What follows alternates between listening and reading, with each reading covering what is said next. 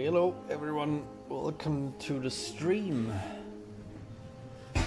Today I'm gonna do something a little bit different than last time. If you were there, we were working on Miranda, which is an alien ruin. Today it's cave, or rather cavern time. We've got two caverns that I started out QAing them, but in one case there was kind of a, let's call it a boss room that was started by Heavy Burns actually, but never quite finished, which I did some work to kind of finish it. That one is almost done, and we will probably be doing the finishing touches today. Hey Glitz, hey Aqua. And the other one is I wanted to QA it. It's called King's Crest Cavern. Both of these are, by the way, non-quest dungeons, which is because we're essentially done with quest dungeons, which is a good thing. And almost everything that's left to do to finish is non-quest related. So the other dungeon is King's Crest Cavern, and if you are an Oblivion aficionado, you might remember that one because it actually stood out a bit from some of the other dungeons because it had sort of an underground petrified forest, which I still quite remember that one. Even though, it was still your classic Oblivion cave, but it did something different. So I tried to because and this is not throwing shade or anything against the original level designer, but what we had and what I originally wanted to QA, it didn't quite live up, I'd say, to what I imagined, but that's not so much due to the level designer, more like to the overall design goals we had back when it was done. Back then we were still trying to more or less emulate what Oblivion had, and was very close to the original layout and level design. So I had like a very clear vision of what this underground cave, which is also in the north, so it's really snowy, looks like, and you can basically already see it on the stream, but I think it looks a lot cooler in game. So yeah, I'm kind of proud how fast I turned this one around. I just started this today, and then had the basic layout done in like 2 hours, and then, as is always the case, you kind of have one of these big rooms, like the basic layout done in like 2 hours, and then it's a lot of cluttering and doing small stuff that is also like required, but takes a lot longer. So I'm still making the the exit. Let me actually set the game hour a bit later in the day. There's probably gonna be some shadow caster flickering because we still have some. Wait, oh my god, I've been. Thank you for telling me so. I haven't switched the scenes, Jesus. Well, then the reveal is gonna be cooler. Okay. Now you should be able to see something. Yes, okay. Just wait a bit for you to catch up. Alright. So,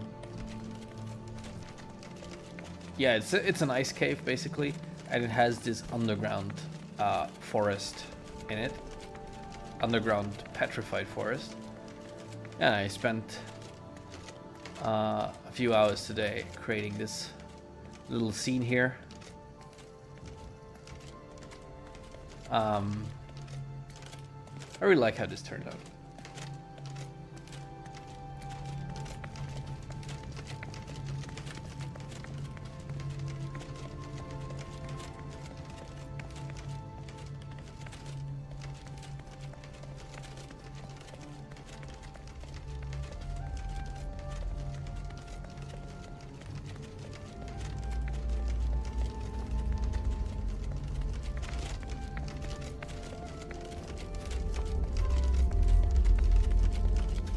yeah, so as you can see, like this, still, it's gonna be some shadow cast of flickering still.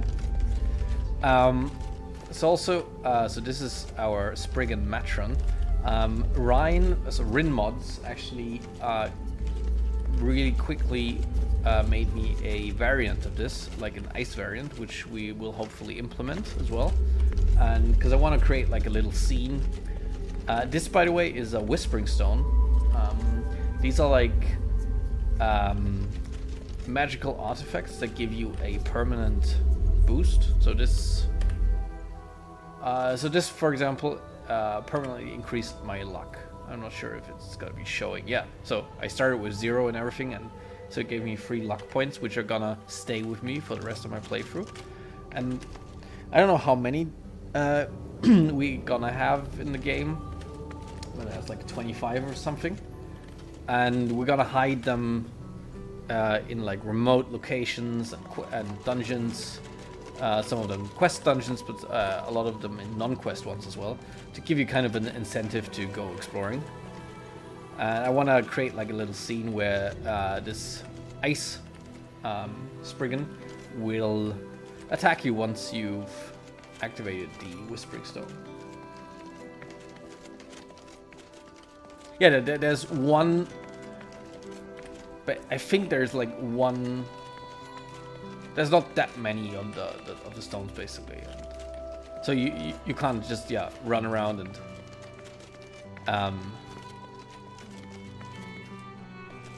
go crazy with those Whispering Stones. They should really just reward you for exploring.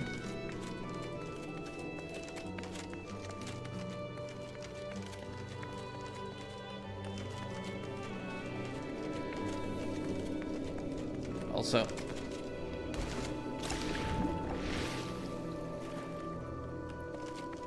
so now we're gonna try to fill up the rest of this place with no, it's not near Chaden Hall. It is, let me check where it actually is. King's Crest. So it's somewhere up north that I know. It is, oh wait, you're absolutely right. It is north of Chaden Hall. See? You know your stuff. It's north of Chaden Hall, yeah.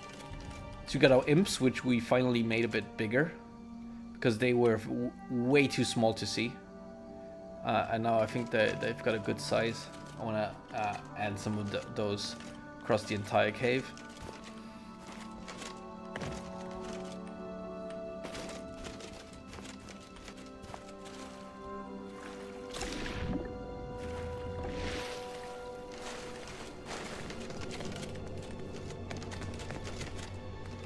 Yeah, they were way too small.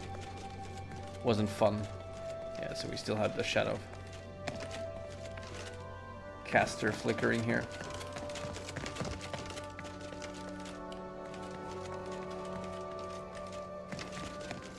Yeah, here want to add some I don't know, this cave just screams mystery to me. I want to add stuff that isn't really explained. Thank you so much. Yeah, it was definitely my intention to kind of allude to the original one.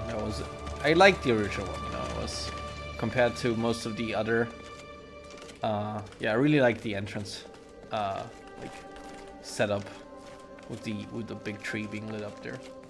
All right, so let's. I think don't have much left to do here. It's just the little nooks and crannies that you still have to add.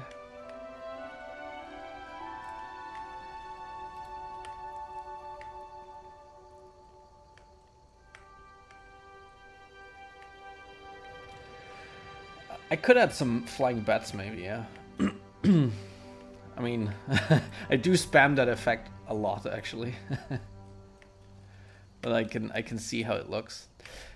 Let me see what do I want to add here.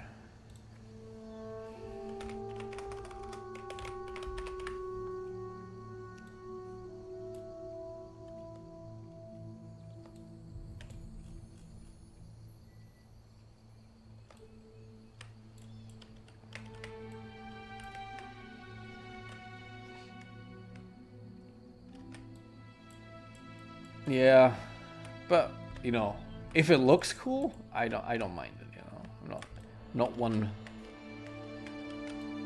So, rule of cool trumps realism for me, in most cases. Obviously, there's like a limit to stuff you do.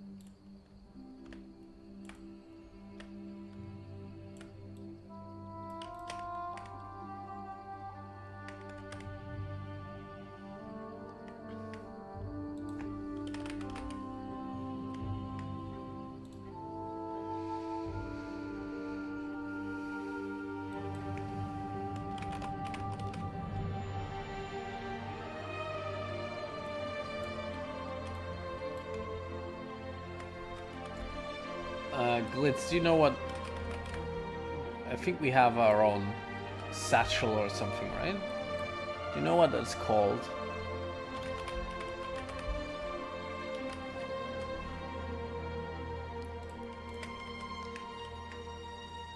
Knapsack. Perfect. Yes, exactly.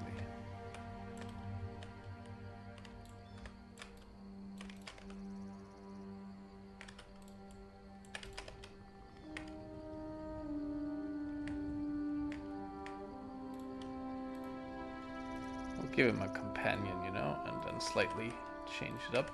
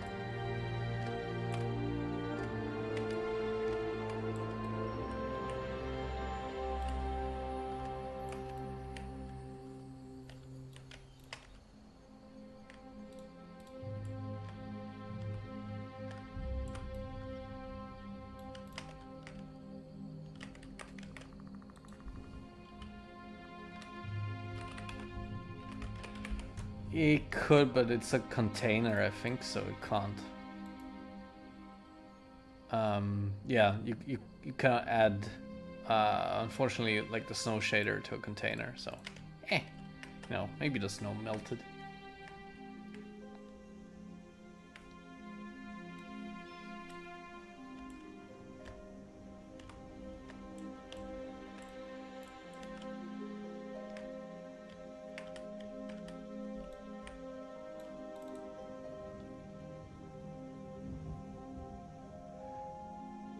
A snow decal. Well, do we have that? Where's the decals again? It's in... I use decals so rarely. They're in...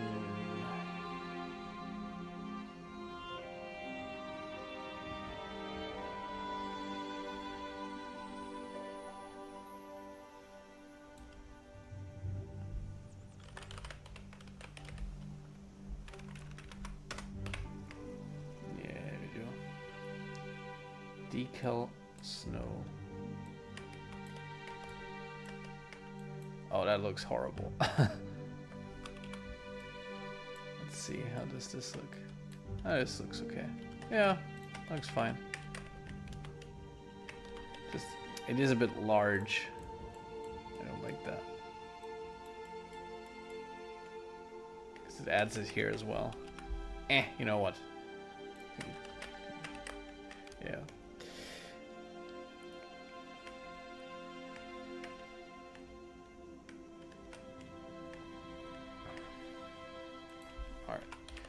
I want to actually do the boss chest here. Oh, how is it called differently?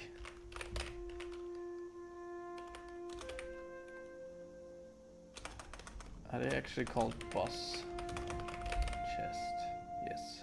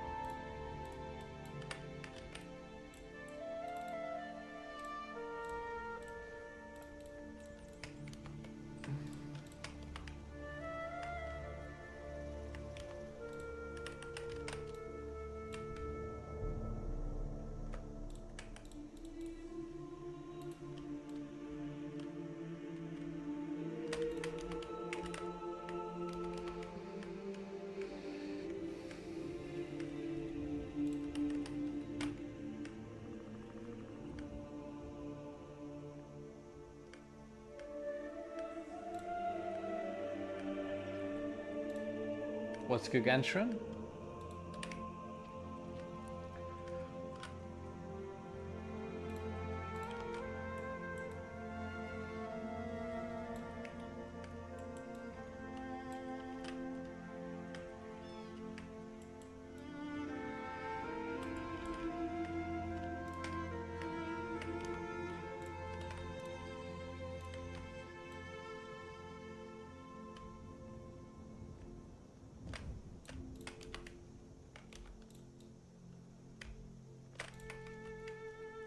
Oh yeah. I don't know.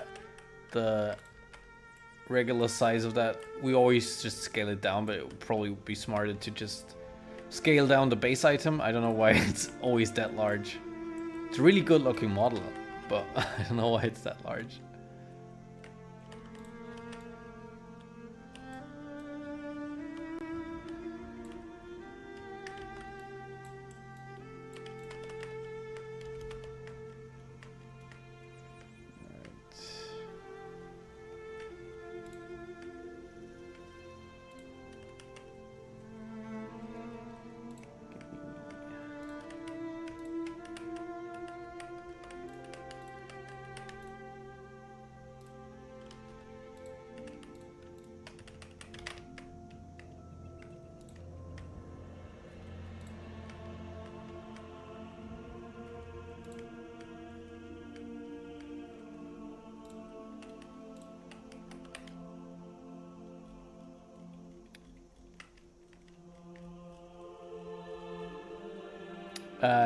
Yeah, at this point it would, yeah, so... I mean, there should be that many, so it would probably not be that much of an issue to fix, but still, yeah. At this point, it's probably easier not to.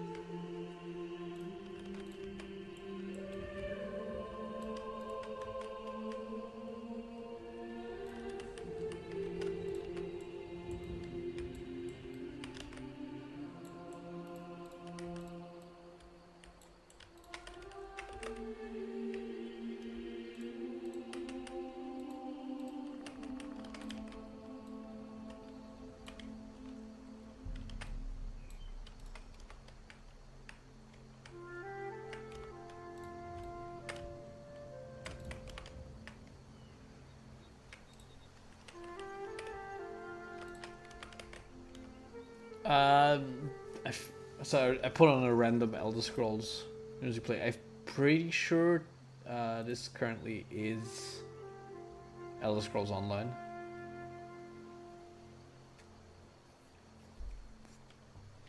Because that's Skyrim, but that one before now was Elder Scrolls Online. I'm sounded pretty familiar, and I used to play a lot of Elder Scrolls Online.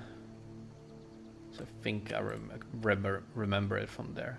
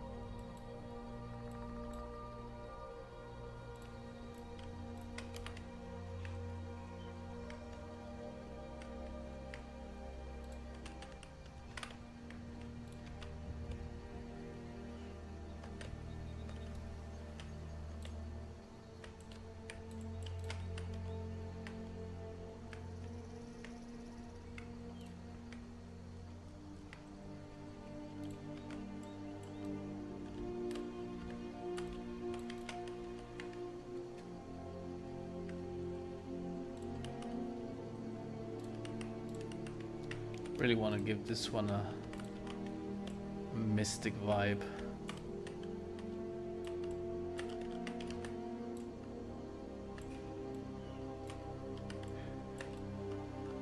I love and hate caves like this at the same time, where there is not any sort of civilized enemy in there. Because a lot of like the typical light sources and cluttering choices you just cannot add, you know. I mean, obviously nothing's stopping you from adding a brazier here and there, and I did add that one campfire, but you can't go crazy with like structures and the brazier everywhere, otherwise it'll look you know, civilized.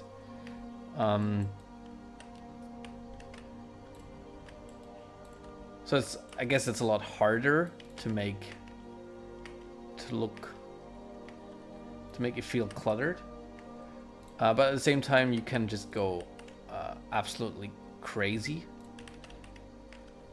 and it's easy to just plug holes and seams because nothing needs to be symmetrical or anything. I guess you can like have a lot of entropy and chaos. Well, kind of the same thing, but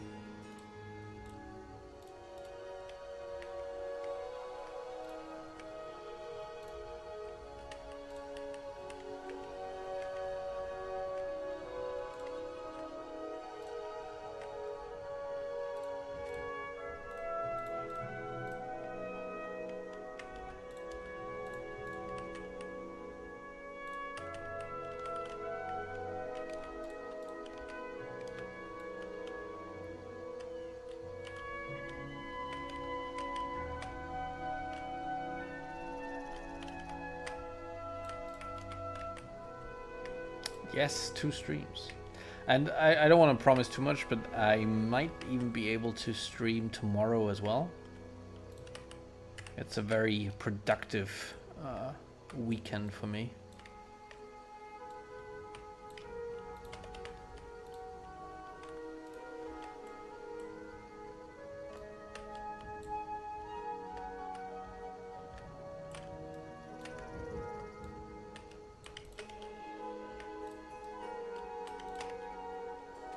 But yes, Crafty Tom is currently streaming. Well, he's actually playtesting now, I think. But before he was streaming, now I'm mentioning some Deadland Realms, some Oblivion Realms. Also very fun to watch.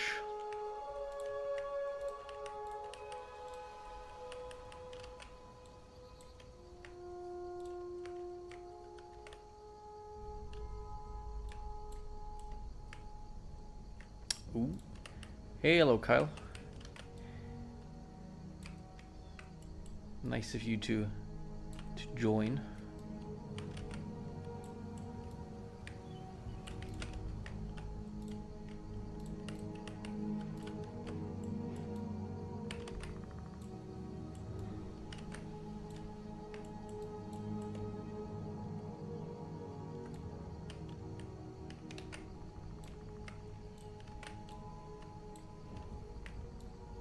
Boss is here.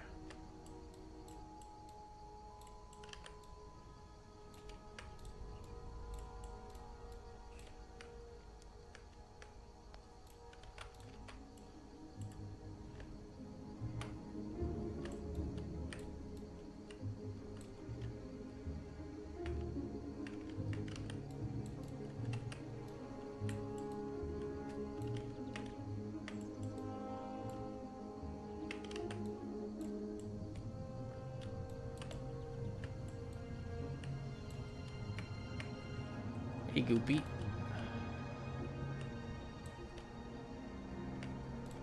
Alright.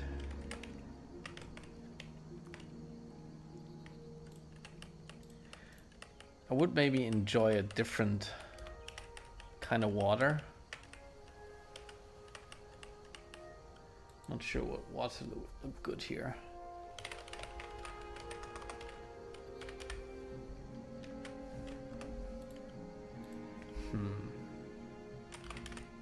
Isn't there? No. In the end, I pretty much always return to our standard interior water. Look what else we have. So that one definitely no.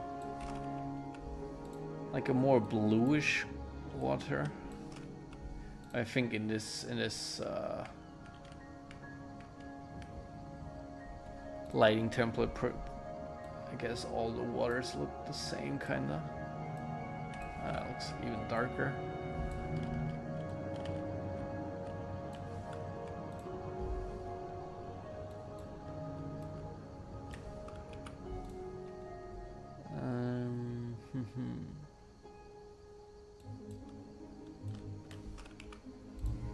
Same. Oh no, that is not creek.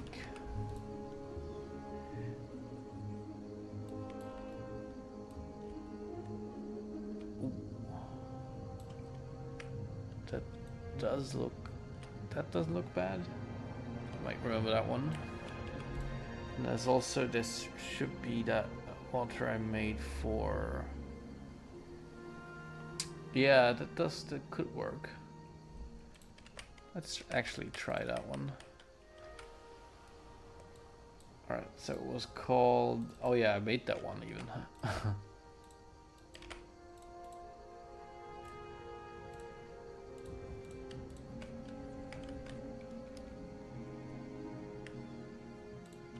Alright, I also wanted to give ourselves some camera attach effects. So I think there should be a a snowy one. Snow falling effect.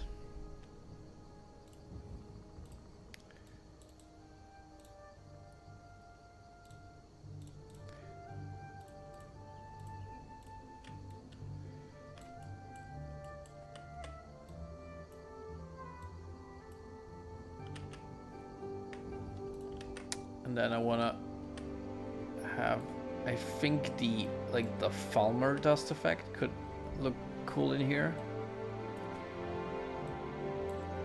I wanna try that one out. It's like the blue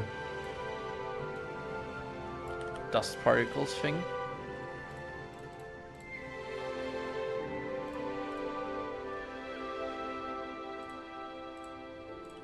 Alright. Let's give it a try. From Germany, well, Kyle will laugh at that one, but because he always tries to get on my nerves with that. But no, I'm actually not from Germany. I speak the language. I'm from Austria actually, but close.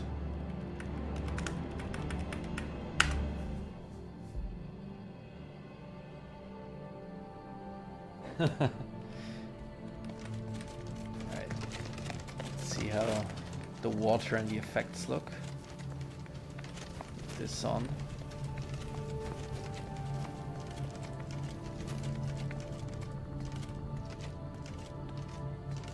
Oh, that's nice. Does look very magical, I think. Yeah, to a degree. I agree.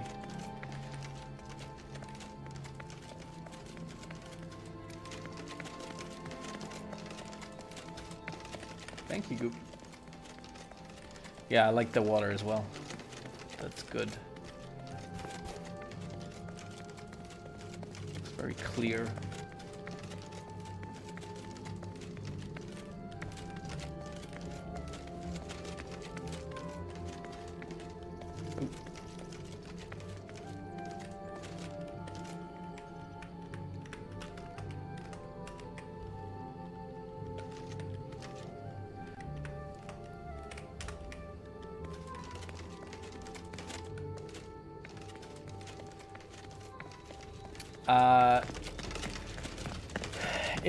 It's a monster cave in Oblivion. I wanna, because our imps are heavily underutilized, so I wanna put in imps, and then as a boss, I wanna add a Spriggan, but like a special Spriggan, an ice Spriggan. Which we are actually gonna implement. So it's basically just a reskin of our Spriggan Metron, and I want to add like a little scene.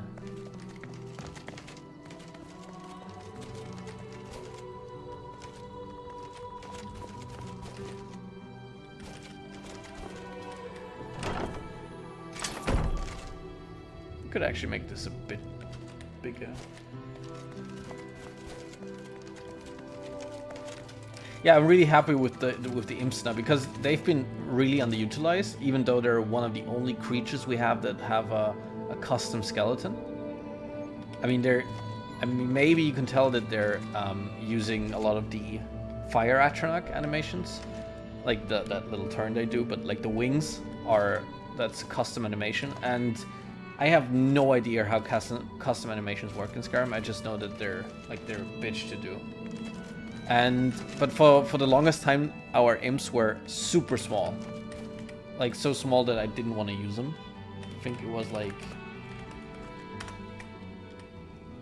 they were maybe that size, or maybe even smaller. Like, it was hard to see them. And now I think the size is just right. Like, very similar to how... maybe a bit smaller than they were in Oblivion, but I think this works great. And so I want to use them a lot more, because we haven't really put them in a lot of our dungeons.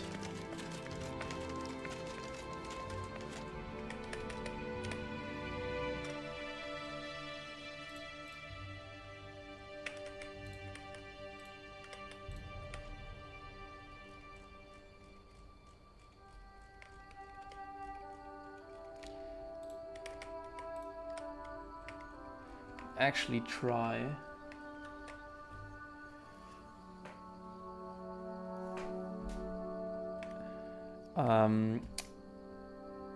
putting in the the Spriggan, because I got a skin from Rin mods and should hopefully be easy to set up. Alright, so we have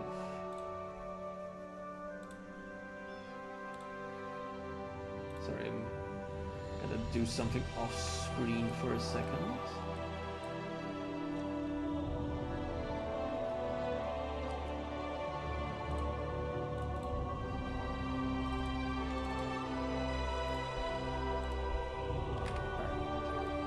So, got that one, Skyblivion.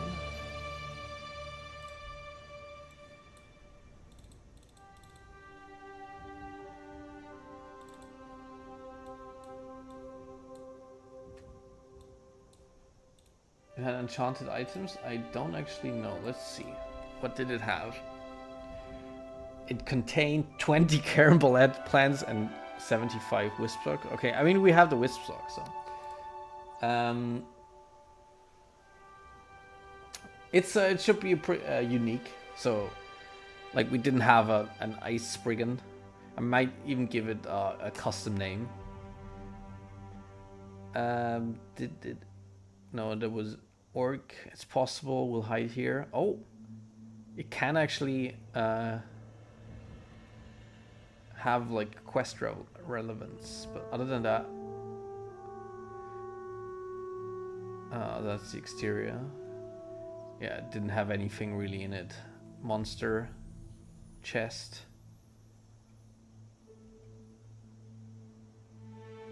yeah. Yeah. Jesus, 4 zones. All right.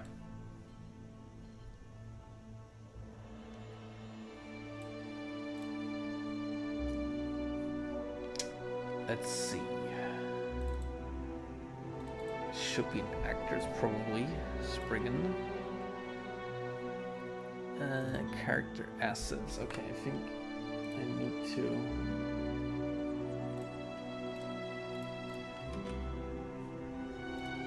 So the ice matron would go in here. And then I will need to close the game for a second. Not the game, but creation kit.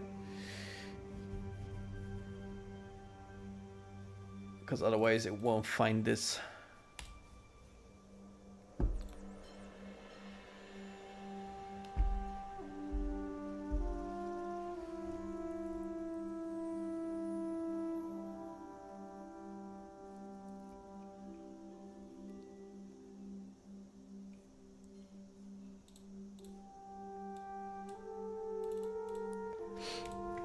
We also have, so that's also something we set up almost all, or yeah, I think all of our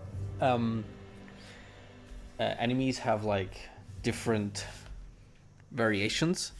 So similar to Skyrim, the stronger you get, the more likely it is that you will find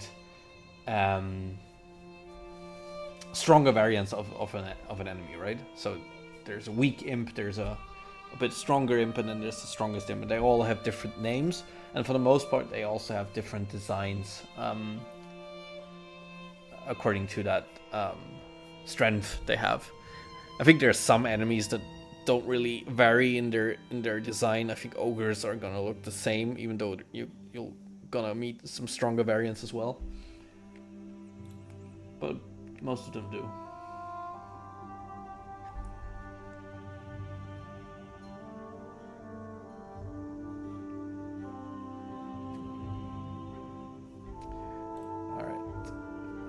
Back to King's Crest.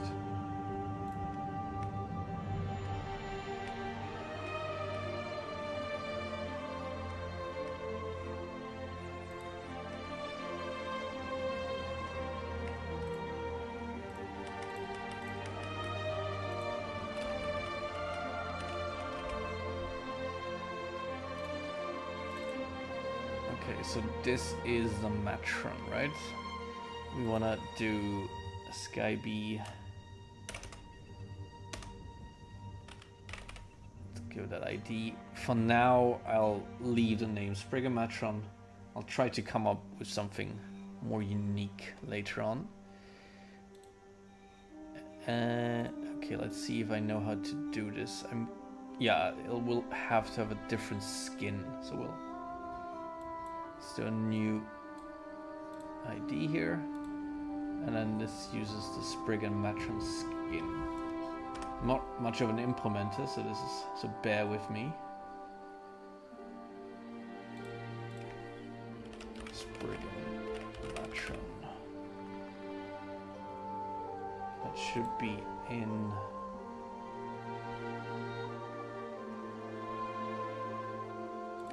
The armor add-on? Yeah, I think that's it. Let's just do a variation ice. Race is fine. And oh, and then we need that one.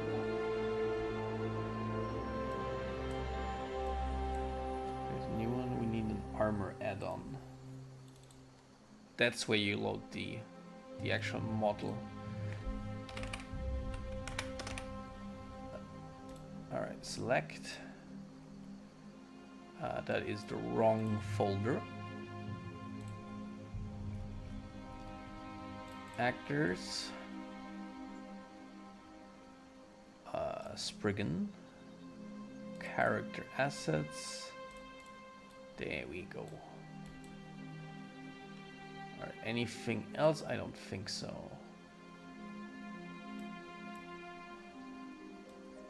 Got a new one.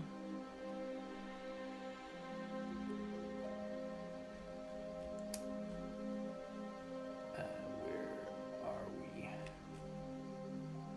And in the armor, I'm gonna select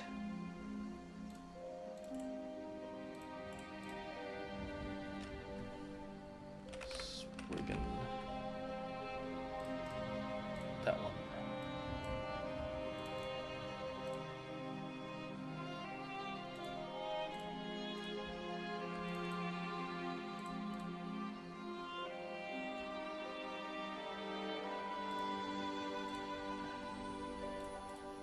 That looks good. Alright. Got our Ice Spriggan. Nice.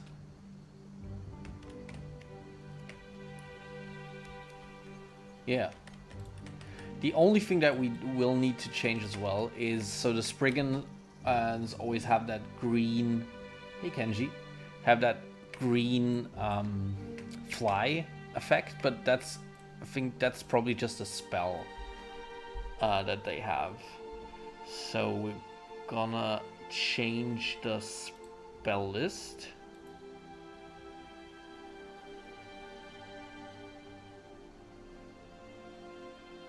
Okay.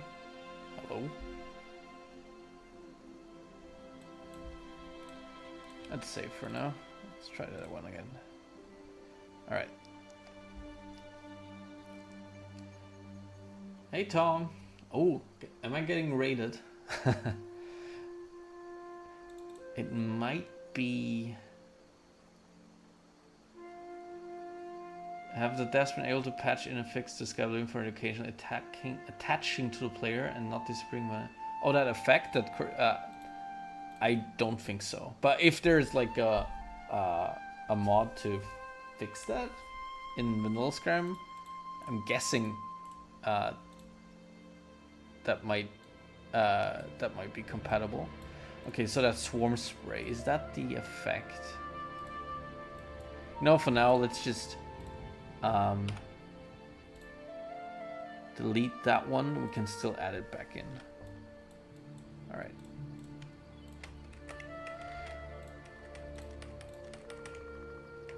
And what else? Oh yeah, so I want to add a script.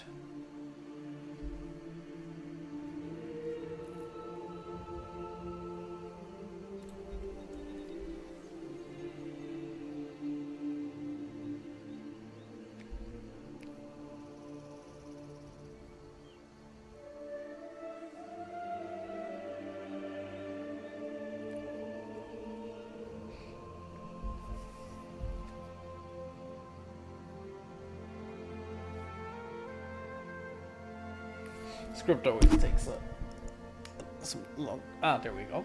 Okay, I want to base this on. I think I have a script that does something similar. This one, and you just copy the things from here, and then add a new one. So let's call this Skyby Ice Matron Ambush or something. Script. It extends an actor. I'm a maniac who does papyrus scripting inside the CK, because most people do in like an external editor because it's much cleaner and easier. I want to give this a you'll see in game what I want to do, but basically what I want to do is when the player arrives here to this tree, you can see the ice brigand, but you cannot attack it and it won't attack you. It's basically kind of like in a frozen state, and it's doing an animation. But once you can't see it right now, but there's like a whisper stone here. Once you activate that, and the spriggan will fall and attack you. So it's kind of like the boss fight for this dungeon. All right. So we don't need that. Actually, don't need that as well. Event on save on.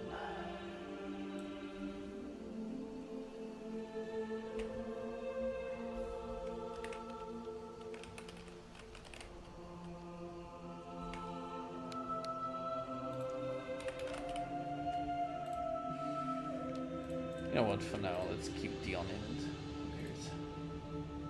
Well, let's do on sell attach. I think that's the better one.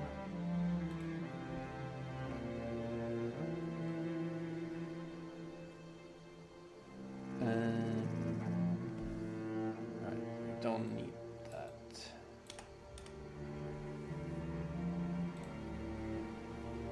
That is actually the correct.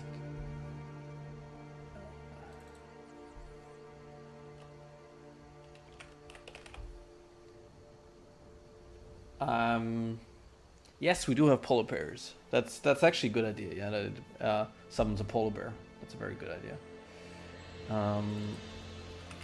Frozen uncombat state change. That is fine. Done. That's also fine. Okay, so that's very simple. The other thing, self set ghost true. So we want to make sure that it cannot attack, cannot be attacked by the player, as long as it's kind of frozen. And once it unthaws, we'll obviously remove that so you can attack it. Otherwise, that would get frustrating. Anything else? Yeah, later on we can set an effect or something, but for now that's fine. Okay, so this is a very simple script. And another thing, so we don't want it to be aggressive at first, so we'll use our own AI data.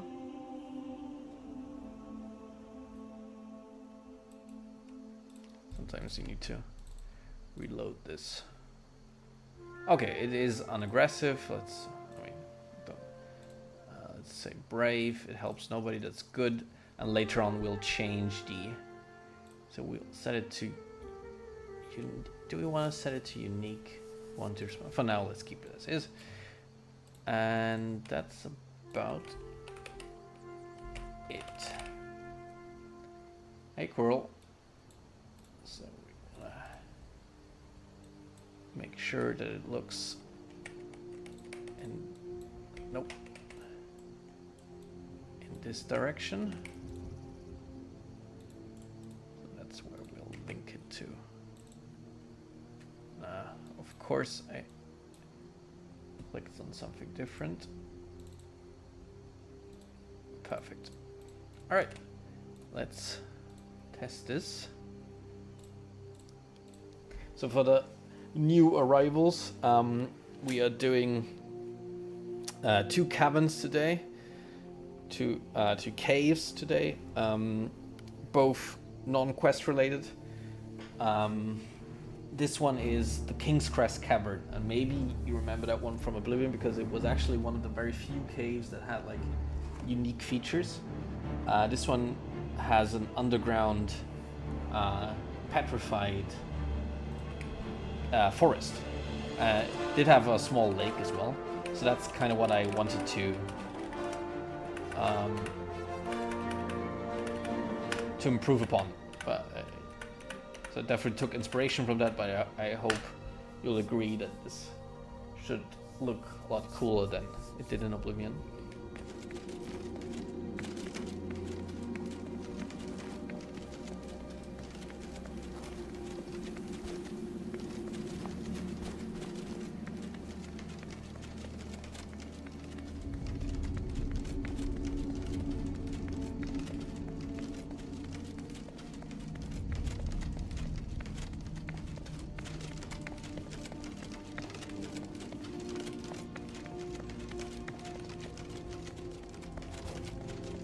It's not often that you get to do a forest inside a dungeon, which is kind of cool.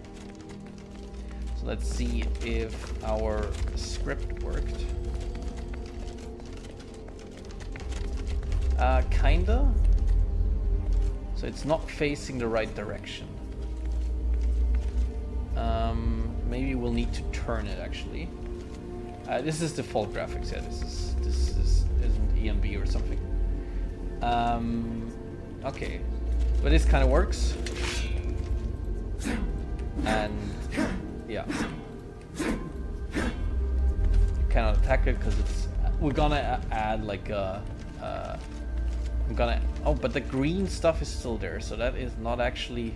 I think that is. Oh, I know what that is. I think that's like a perk it has, which always does this. Yeah. So let's actually turn this around. Another thing that I'll do so we won't have like Shadowcasters turning on and off. There's still the old versions, I think, of the dungeon in here. We can go ahead and yeet this. We won't delete the door. No. No. So the doors should still be there. Alright. But the lights we can all delete.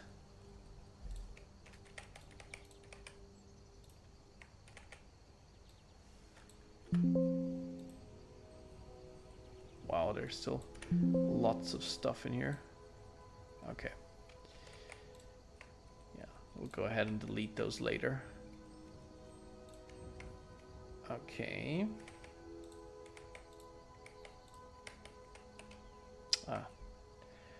Selected the wrong.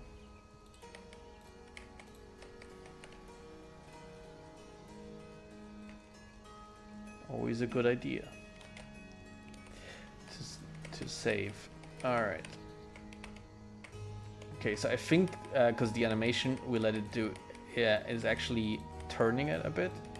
So since it was looking like this, we'll probably need to turn it something like almost 90 degrees, and then it should hopefully look at the, because I want to have it facing that direction. And now maybe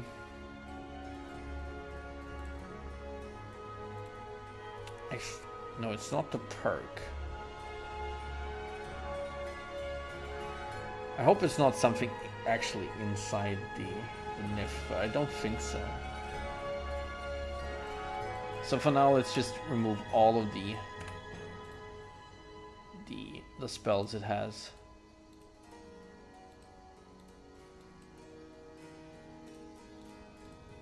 Can still add those later.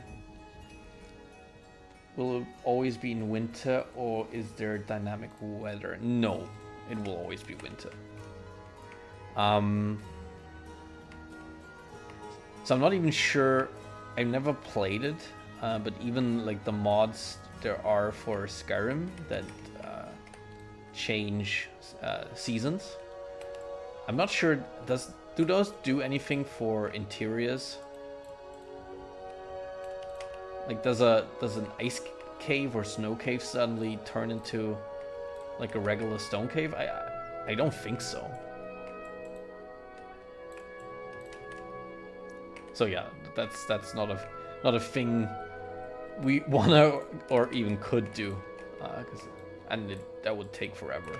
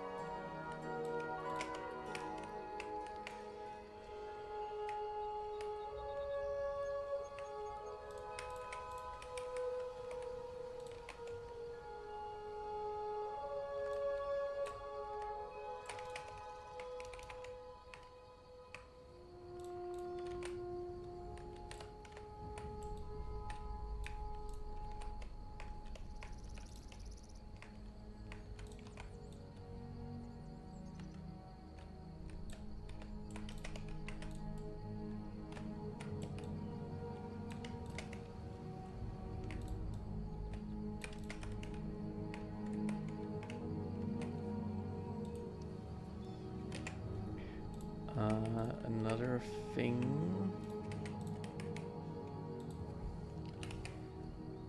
I mean, I'm using that quite a lot, but it does kind of work pretty well.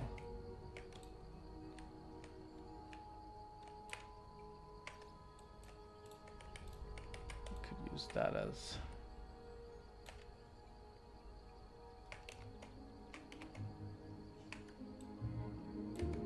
we'll see. For now, let's see if by removing all the spells we manage to get rid of that green bug effect.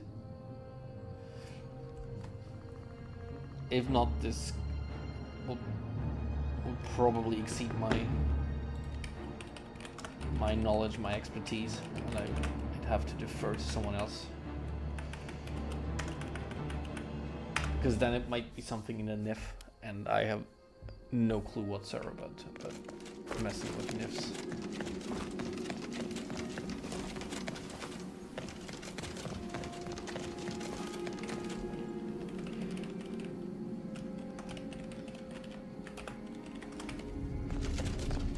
A bit faster.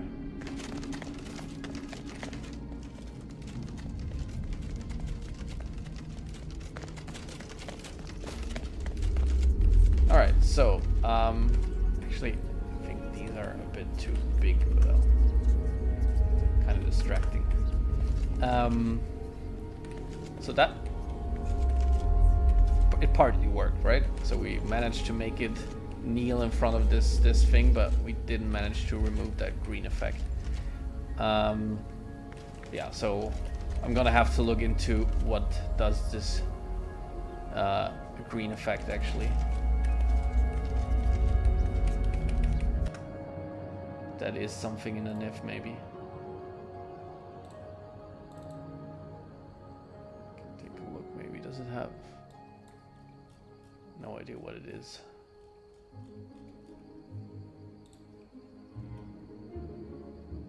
Scene root. Yeah, so this is, for me, is gibberish. I mean, the only other thing I can think of is that the Spriggan race has it, but don't know.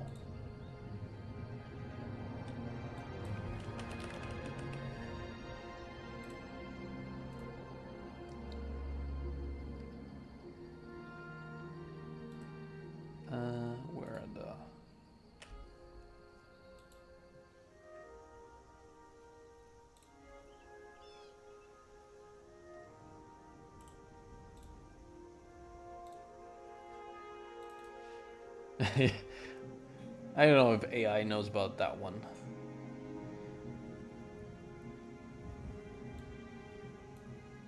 Active type, magic, no invisibility. Oh. Ah.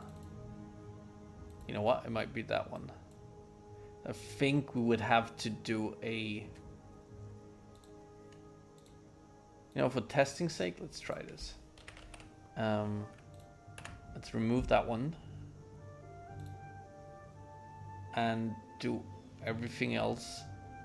Oh, and it should have a different skin as well. Yeah.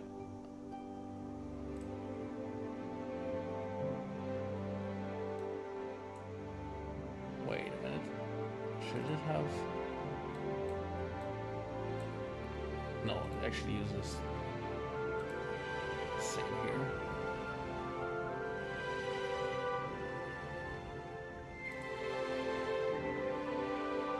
Okay, no, we can. I think that can remain the same. Let's just try it. This might break stuff, but we'll see. Okay, so... And then we'll give it a different race, right? Give it the Spriggan Ice Race. Ah, now it's invisible. I knew it. I knew it. I hate messing with races.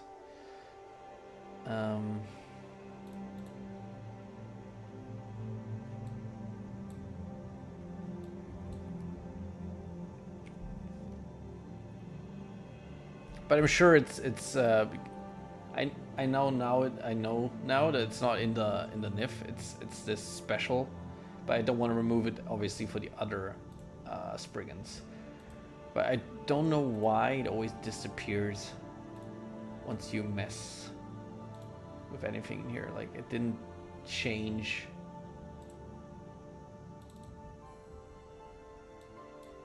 anything else, right? This is all the same. So I don't know why. I don't know. Let's give it the behavior graph. That's fine. Sorry.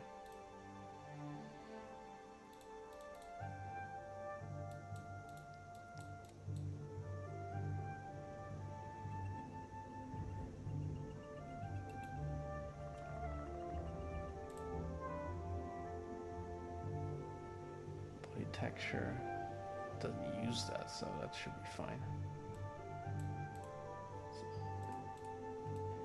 See, that's why I don't get. Don't see anything here now. Why is that?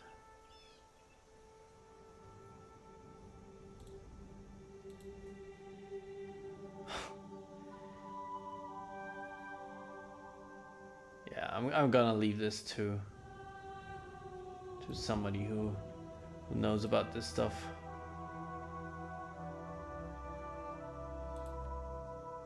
Okay, so for now I'll now you can't even select it, so that's the... I mean, one thing I will try is just reloading. No, that didn't fix it. Okay. Anyway.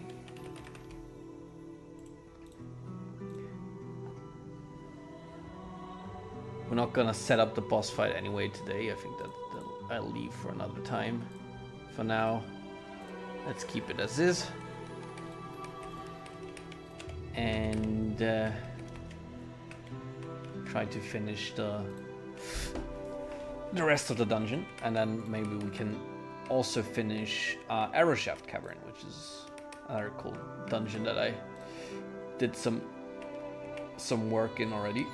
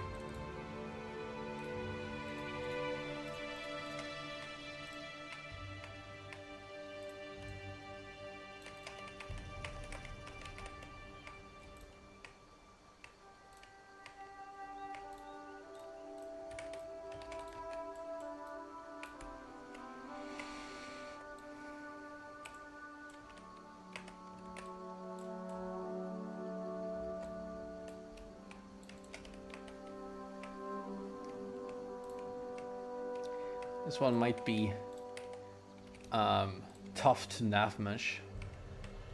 So I don't envy whoever will end up nav meshing this one. Because trees, I know, are a bitch to nav mesh. Yeah, it's... Tom, I think it combines like everything you love. It's caves and forests. It's like a double threat.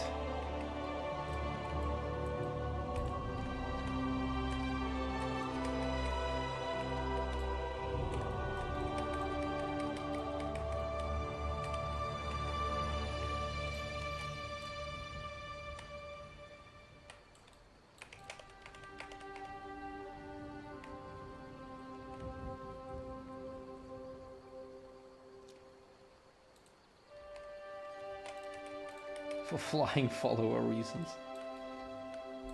Yeah, I hope so. I mean, it's in his contract, so.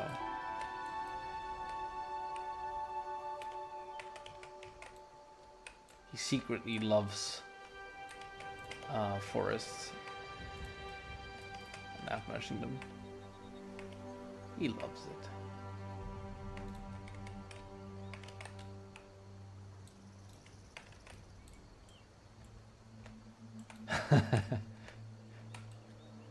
I better hope so.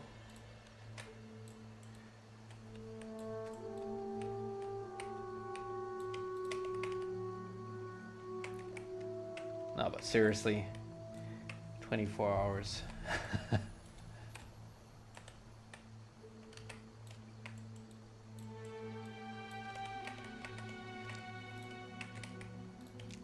Probably got inspired to do this because here in Austria, like winter was basically done for, and suddenly it made a return this weekend. You got like loads of new snow over the weekend, so very fitting that I do this snowy cave.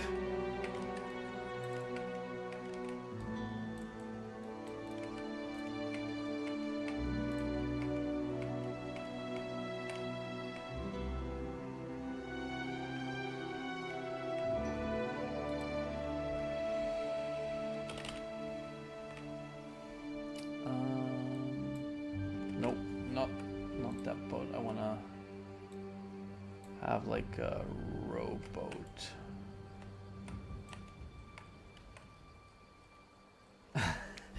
They say after about the 5th consecutive hour of nav meshing, you enter something like a run is high, as your mind enters the triangle manifold.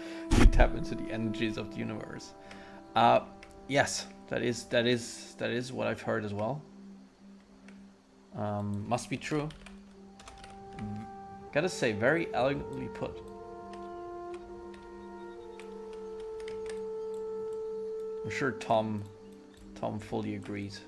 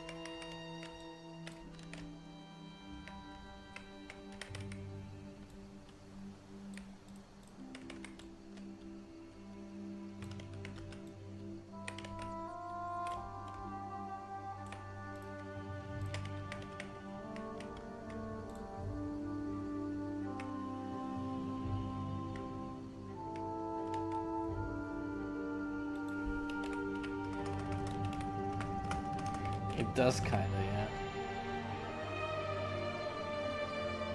It kind of reminds me of a time a time where I had a lot more time. Cause like I used to play it a lot back in the day. Although I was rather late on the ESO train, but that was like when I still went to university and I had loads more times to play games, because I feel like for like especially online role-playing games, you need to have a lot of time on your hands. I mean, I guess I still would have the time besides work if I didn't do Skyblivion work.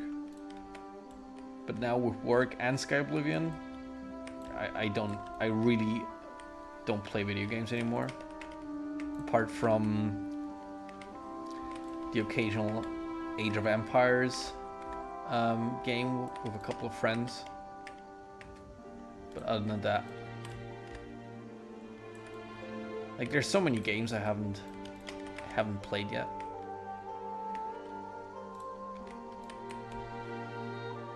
One example is Baldur's Gate. Everybody's harping about it. Haven't played it.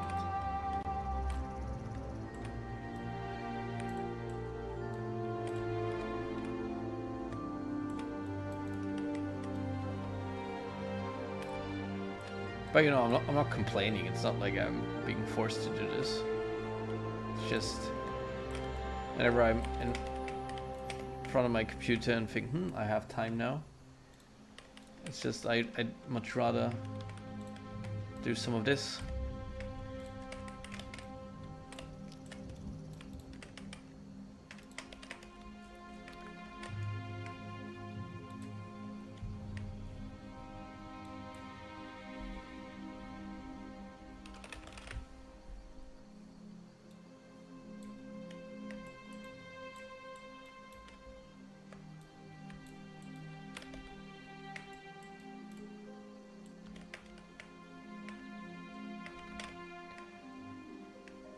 I think, didn't you ask Tom the same question?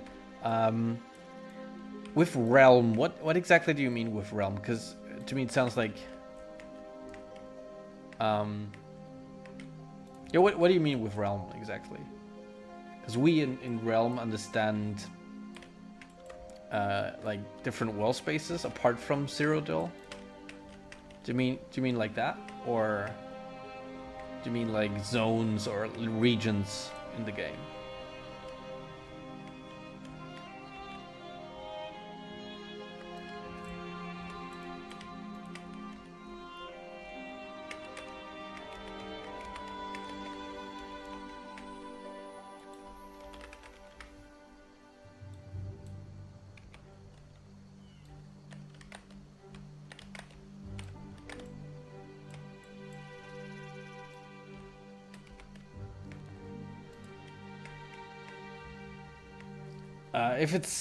If it sells, difficult to say.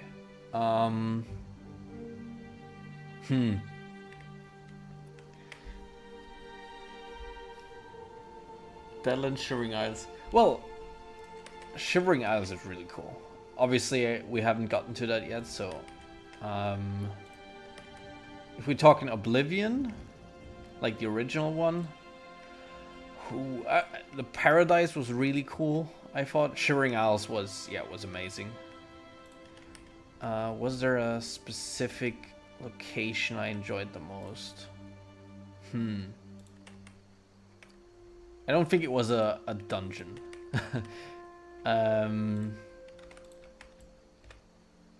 Wasn't an Oblivion world. You can...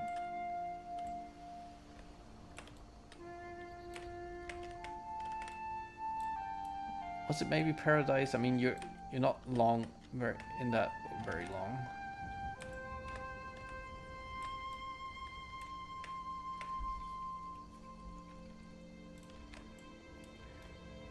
I did love. I think it was the foresty regions, most of all, like the Great Forest. That was such a cool region in the original game.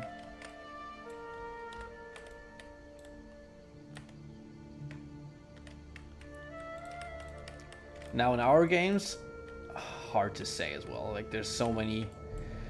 There's so much stuff that I enjoy. For dungeon types, it's definitely Alien Ruins, I'd say, that are my favorite. I think it's just insane how much we changed them from How Do I in Oblivion. By the way, will NPCs models be like Skyrim with separate body and head texture? I guess. I don't think we've changed that, if that's the way it is in Skyrim. I know that we have updated face textures, so our faces should look not just because we have like guys who or like one certain person who is doing custom faces. Like you've probably seen the updated face of the Emperor, who looks like Patrick Stewart. But even like the regular NPCs should look enhanced compared to Skyrim.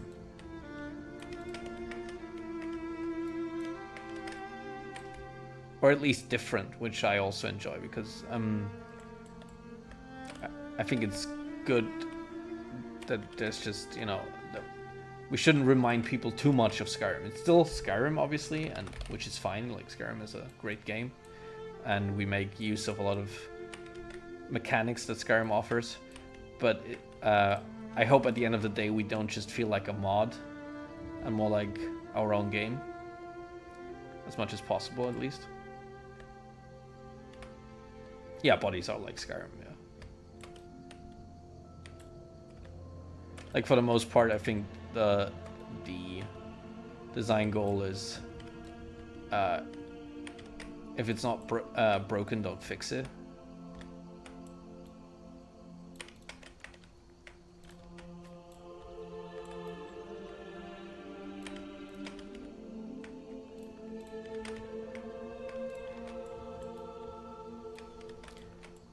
It almost feels like landscaping doing this zone.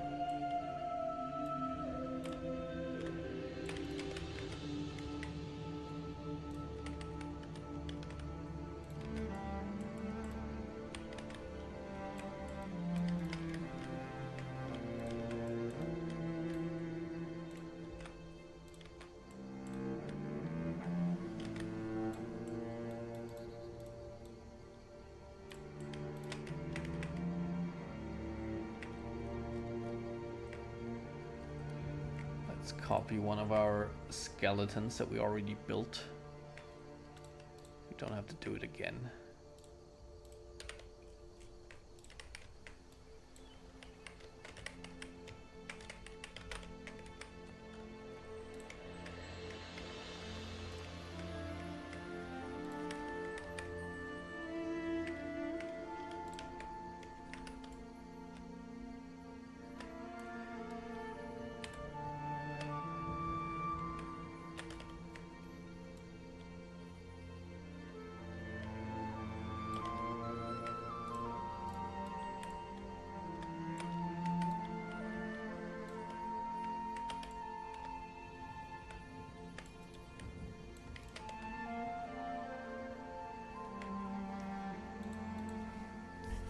Let's give him a helmet. It's always fun to do. A rusty helmet.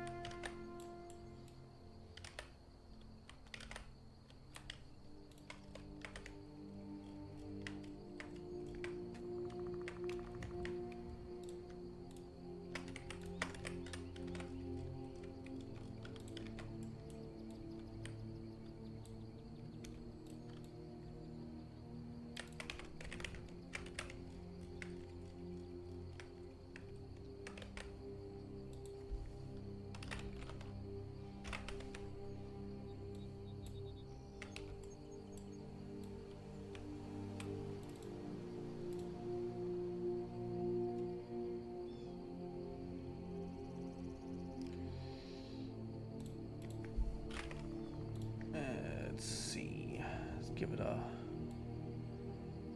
War Axe up to glass. Alright.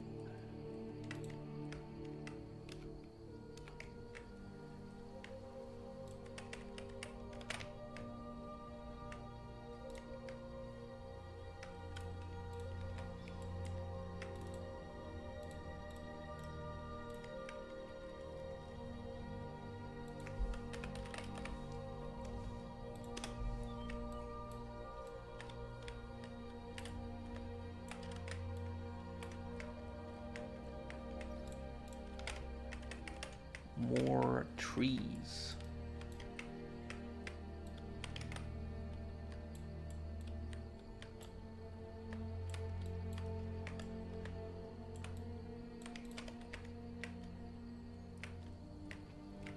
It is a petrified forest after all.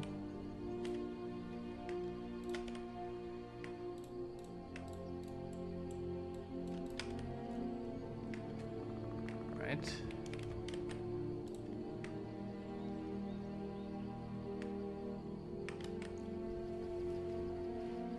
Yeah, it is Skyrim Special Edition. You need Skyrim Special Edition to play this, because essentially, even though you won't install it like a mod, it functions like a mod. So it makes use of all the engine benefits that Skyrim Special Edition has over the Legendary Edition, or Oldrim as we call it. This I think, like, Skyblivion wouldn't in its current state wouldn't work on Legendary Edition.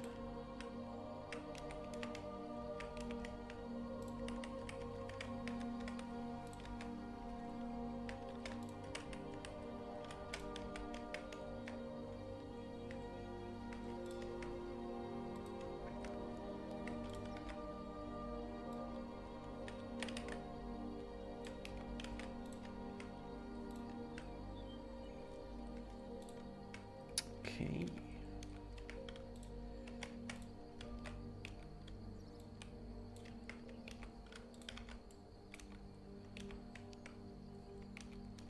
I think we're almost done here.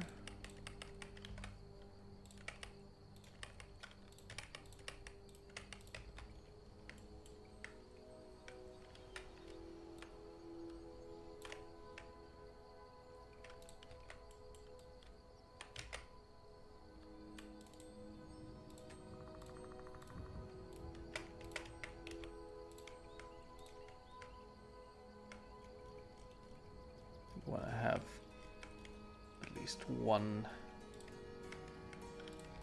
at the entrance as well.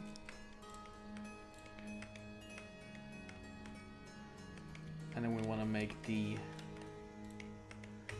yeah, hopefully that's gonna be a thing. So obviously at first,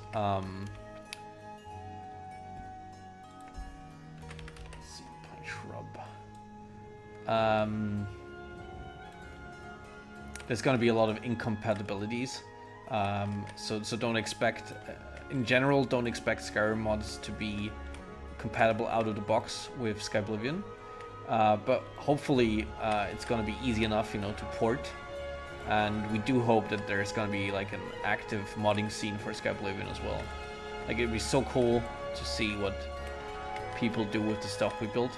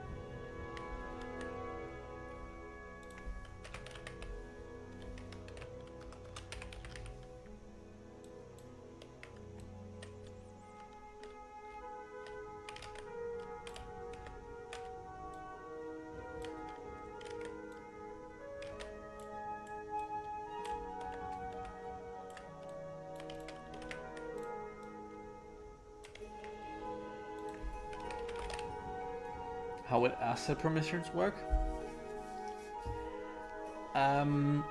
So first of all, whatever you wanna, if you wanna, so that's at least my understanding. So don't take this as kind of gospel. I might be mistaken, but if you wanna make a mod for Skyblivion, you can, you can absolutely use whatever you want. If you wanna take it out of Skyblivion and make a mod, so let's say you wanna take an armor that's in Skyblivion and want to put it in regular Skyrim, that unfortunately depends on the individual 3D artist. So there's not going to be like a general permission. It really depends on the 3D artist personally.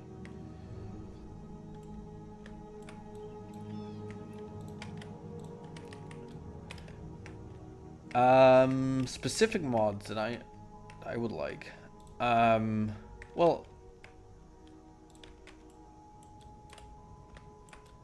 one thing that'd be cool. I mean, I'm trying, if possible, after release to do something kind of similar, but probably not as in depth as that would go. But stuff like what's that mod called, where you can kind of conquer forts and then either give them to the Stormcloaks or the Imperials. Similar stuff here, where you could maybe conquer the forts and give them to the Imperial Legion. Stuff like that would be cool. Also, maybe more encounters. Lawbringer, that's the mod, yeah, exactly. Thank you.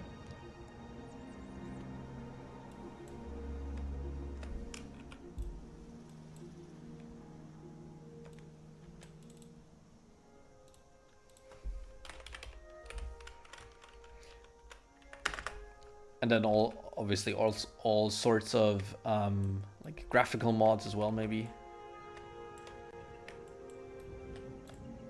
Even though we already, have a lot of graphical enhancements compared to regular Skyrim.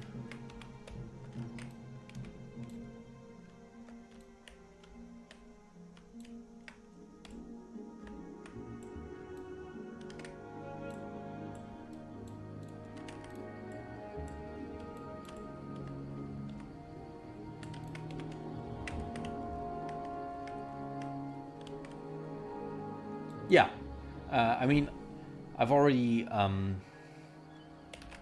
tried community shaders with Skyblivion, and for the most part, it looks pretty fantastic. So there's definitely gonna need some patches for the weathers we're using, I think, and maybe some other inconsistencies, but for the most part.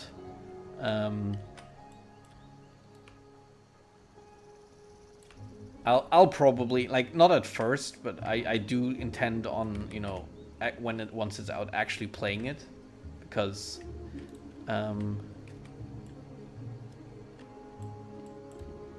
maybe you wouldn't have guessed it, but I never really played Skyblivion.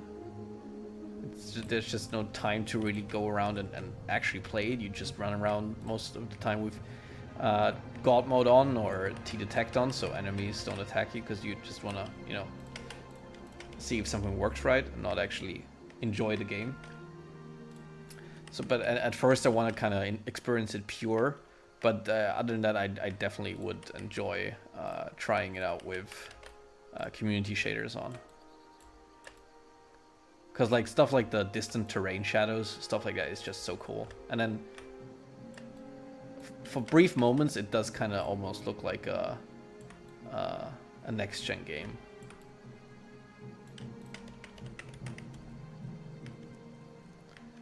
All right, I think that's a nice exit.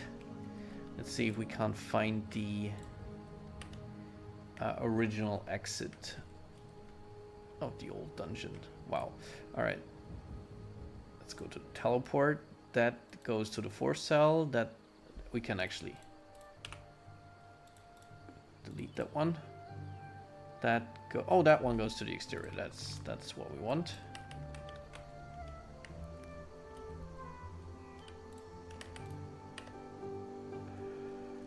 And sorry about that one.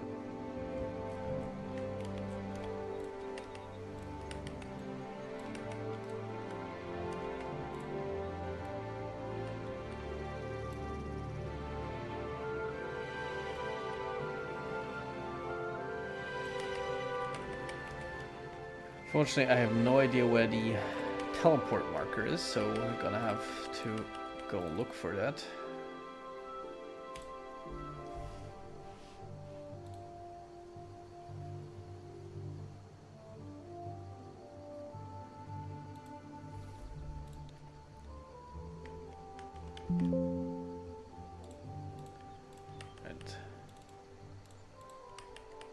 Let's see. View teleport marker. That is way over here. Okay. Because you can't copy that thing, you just need to. I mean, for the most part, if you close CK and then reopen it, it works. It should move it to the correct spot, but I don't want to close it right now, so we'll drag it over there. Where do I have to go, actually? Am I dragging it to the right spot? No, I'm not. Ah, there I need to go. So... okay.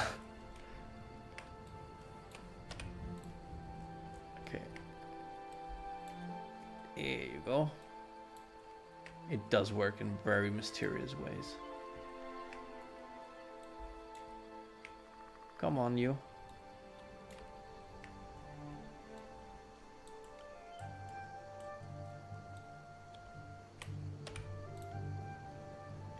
Almost there. Almost there. And there you go. Wow, we made it.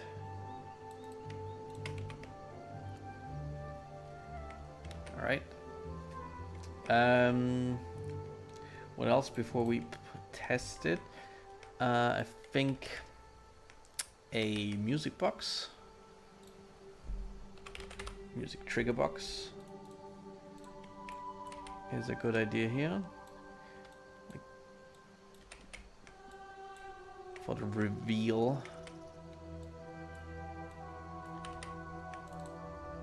I think that automatically gives the dread music, and then maybe we can use the flying bats. Although,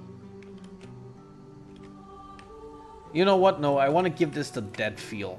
Like this is almost nothing apart from the imps and the Spriggan lives here, so I'm not going to use the flying bats for this one.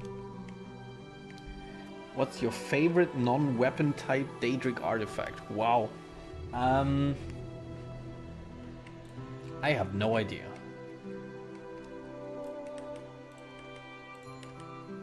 Favorite non-weapon type Daedric artifact. I mean, I did like in Oblivion, if probably the skeleton key. Because that made, yeah, the skeleton key, yeah. Because that did make picking locks a lot easier.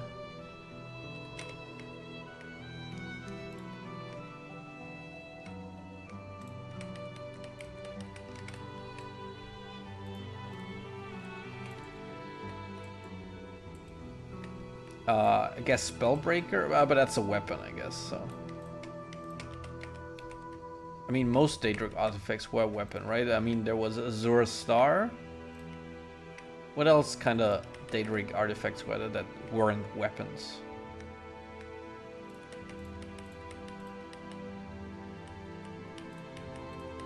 Yeah, true. But I think when I played Oblivion, I didn't like understand most of the ins and out of the mechanics.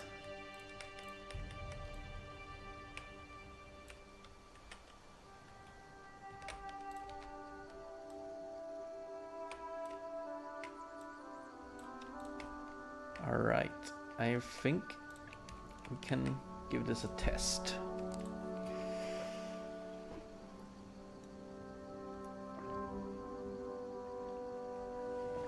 All right, Yevon Mail. True. And the Mask of Clavicus Vial. Yeah, Mask of Clavicus Vial was kind of, I mean, it looked cool, but I thought always, because I never really made a lot of use of the mercantile. I think right? It gave you a boon to your mercantile skill. Oh, the Ring of Khajiit, that was cool as well.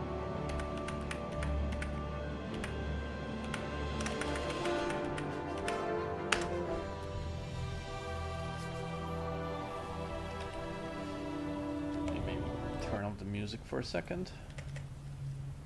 Alright, yeah, I do like the exit.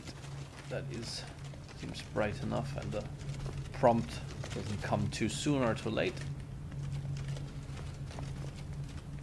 No seams here.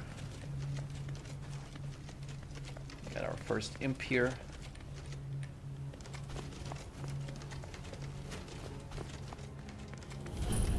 And we get the sound effect.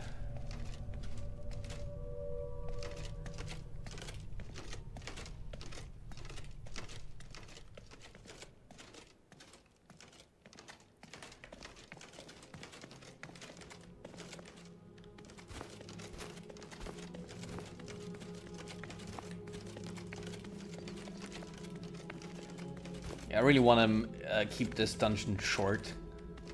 I feel like there's not much else left to do here, but since it's just a cave and nothing else, it really just needs this one room, and then you can get back out again.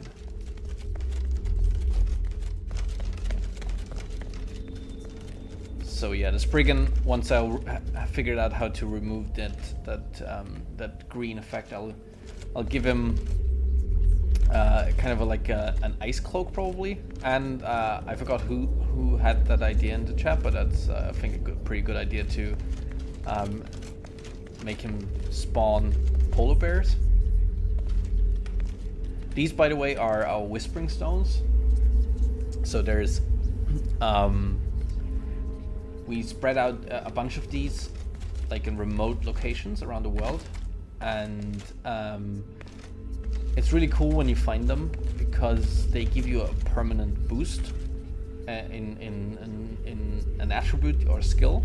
So for example, this one gives you a boon of, I think, 3 points in luck. So I started with 0 and everything because I didn't make a character or anything.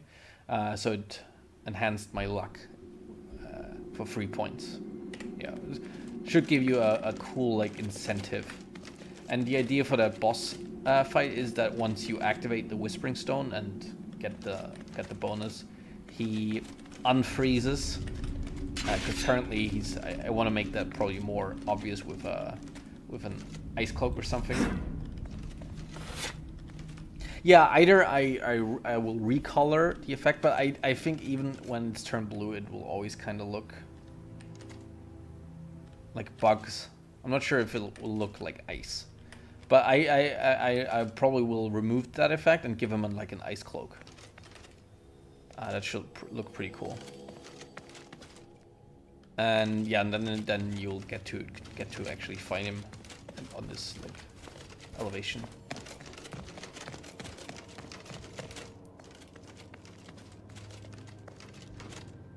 See how the underwater looks. Yeah, very see-through, but that's fine. Might get back to this later and add some more detail to the underwater, but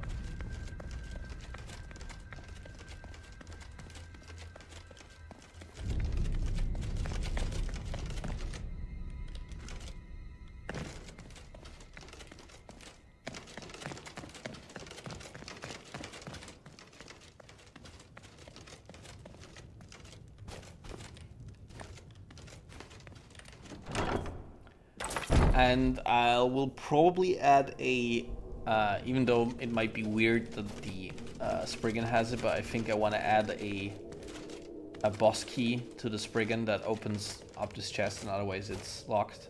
Just so you need to actually fight the boss to get to the boss chest.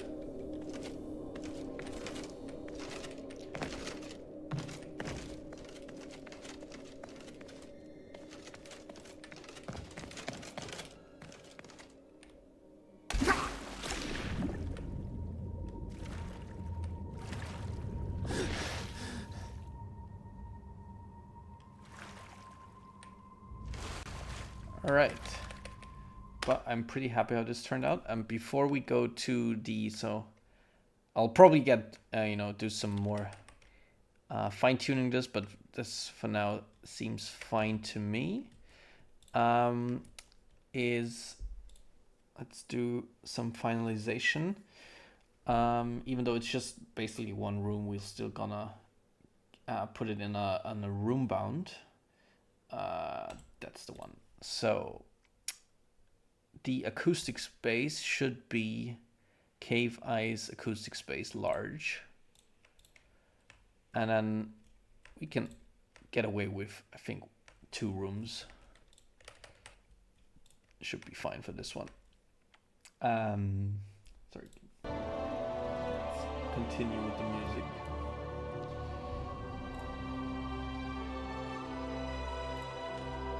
Oh.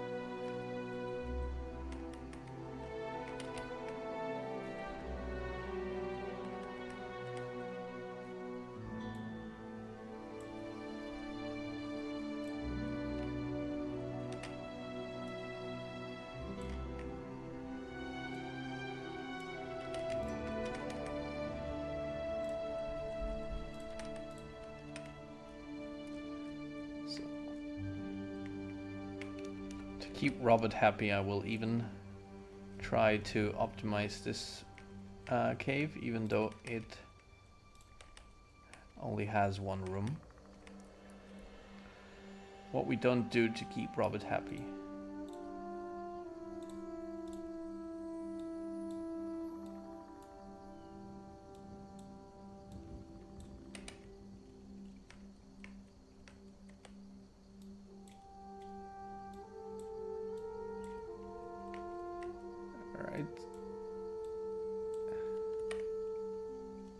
Fine. And we need to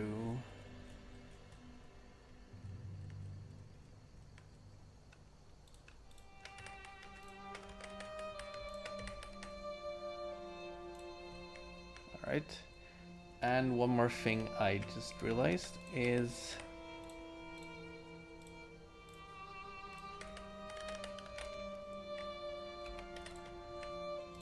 that we could add some trees up here.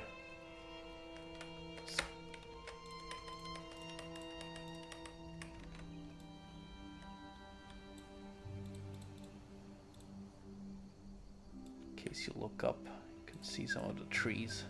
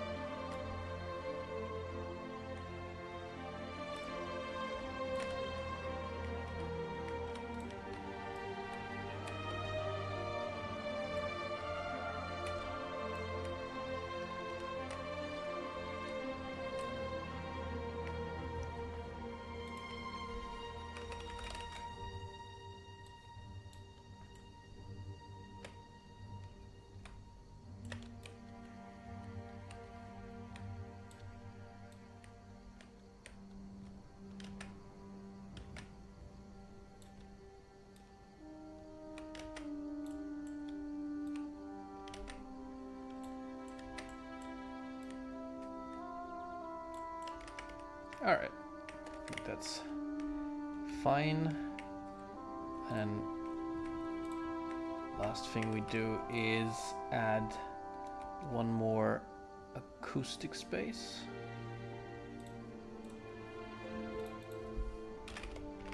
Nice. And that can be medium, I guess, for the beginning part.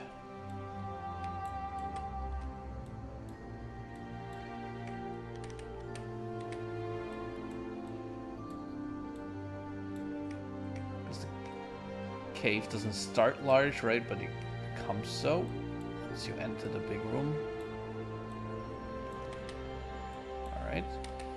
And then we can add some rumble sound.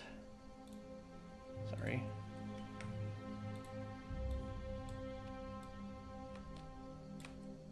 Here and here. And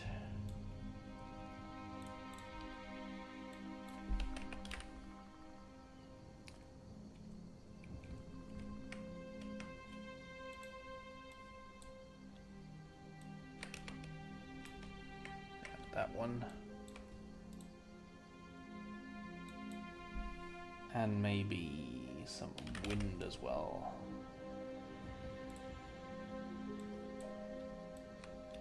Wait, was the snow the one I wanted? That's fine. Okay. Okay. Let's give this one more test run. I think for now I'm happy with this, and then we can switch over to our other cave.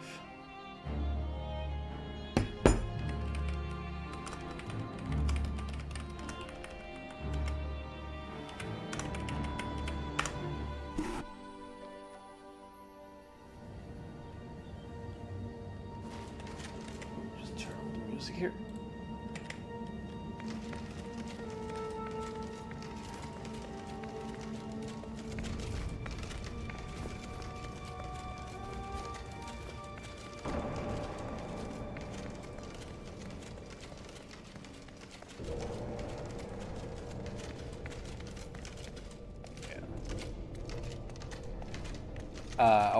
Our ambient sounds are not all in yet, so the acoustic space and all that should at the end there should be a lot more like ice cracking sounds and all that stuff. But for now, I think that's fine.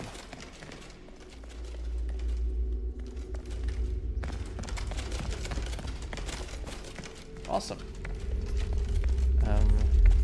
Very happy that even though I did a lot of stuff off stream, but very happy that we managed to actually finish this dungeon in a day. Like, started and finished in a day. That's always very cool.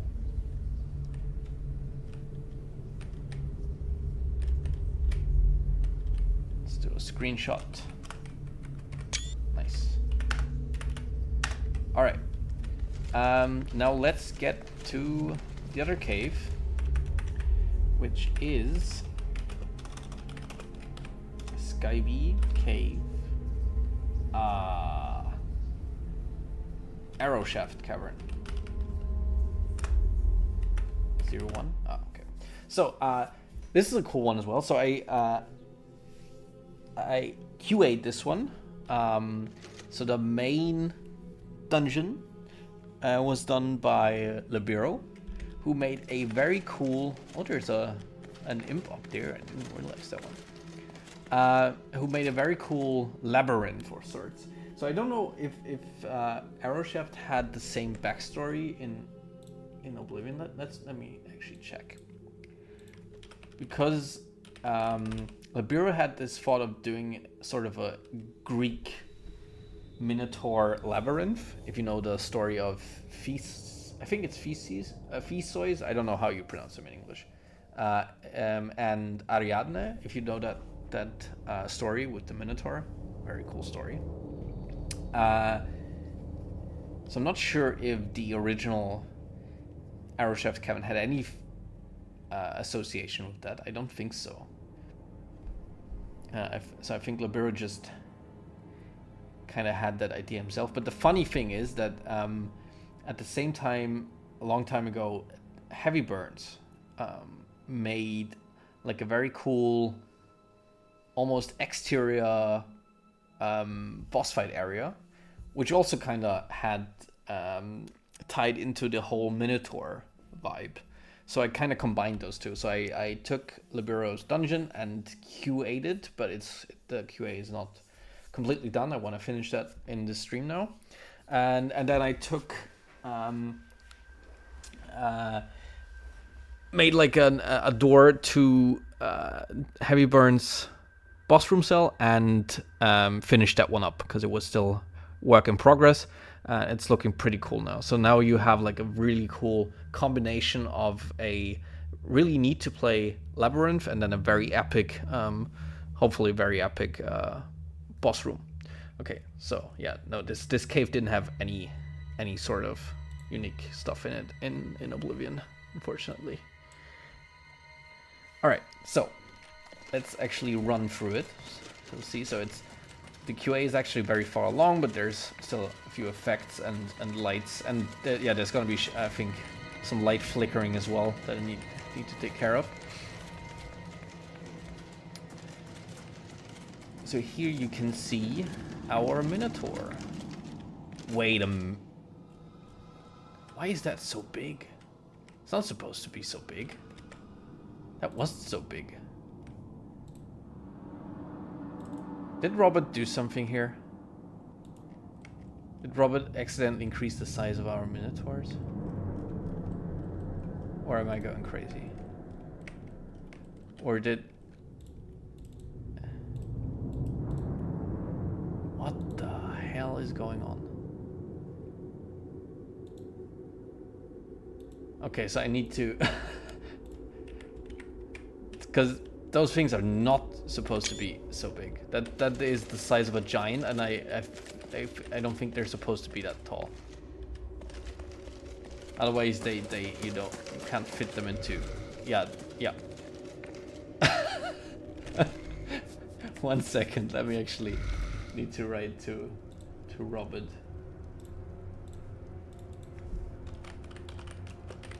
Did you? Robert should get in here. Did you size up our Minotaurs?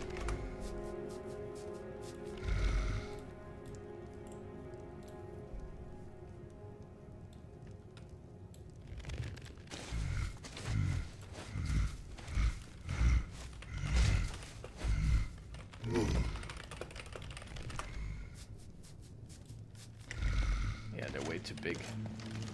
Alright, but let's ignore the... Let's see what he says.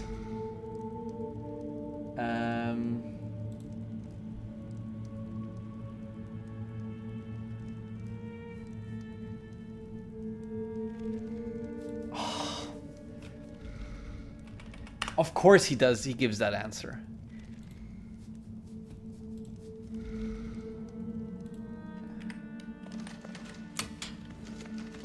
His answer is that those are the actual size of the skeleton model, but that's just way too big.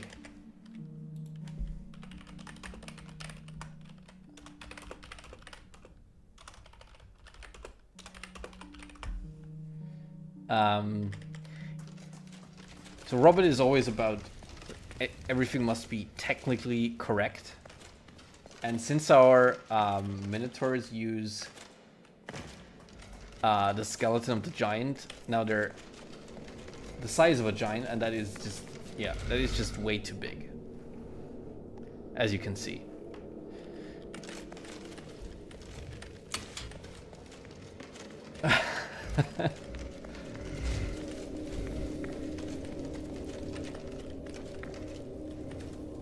So let's get into the, yeah, they won't, I mean, they look cool, but they wouldn't work like that. So the size they should be.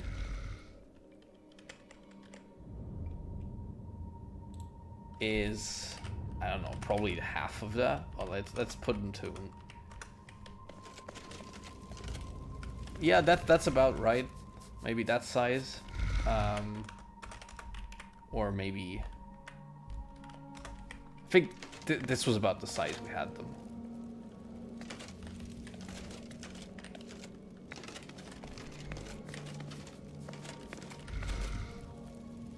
Which feels a lot more fitting.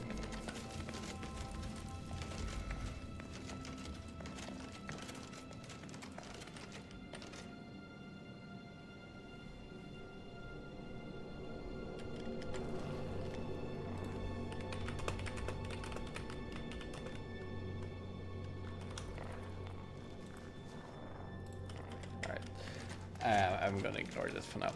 Okay. Keep bonking him in the office.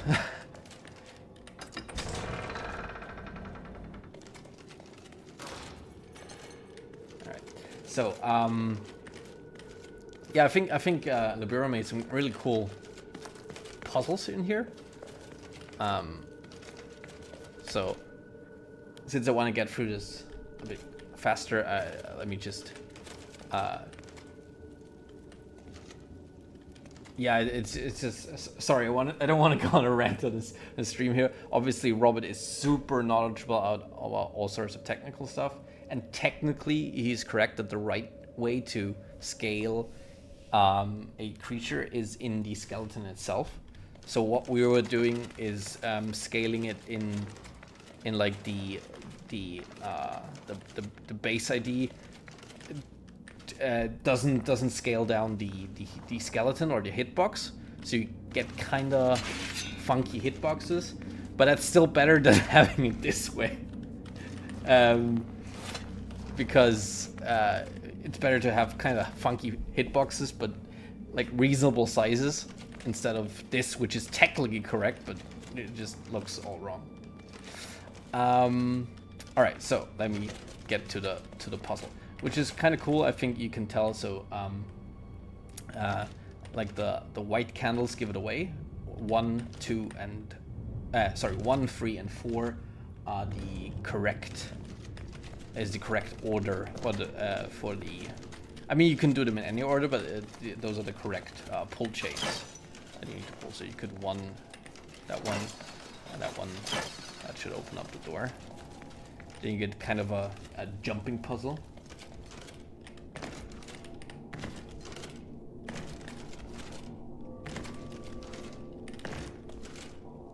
I made it a bit easier because I think Robert made it a bit too...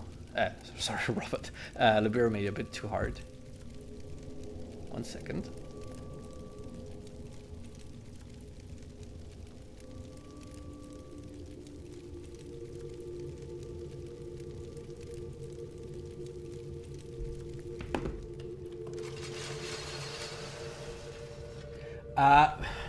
The thing is, I think, like, messing with skeletons is difficult. If we have the time, if we find someone who has the knowledge and can do that, sure.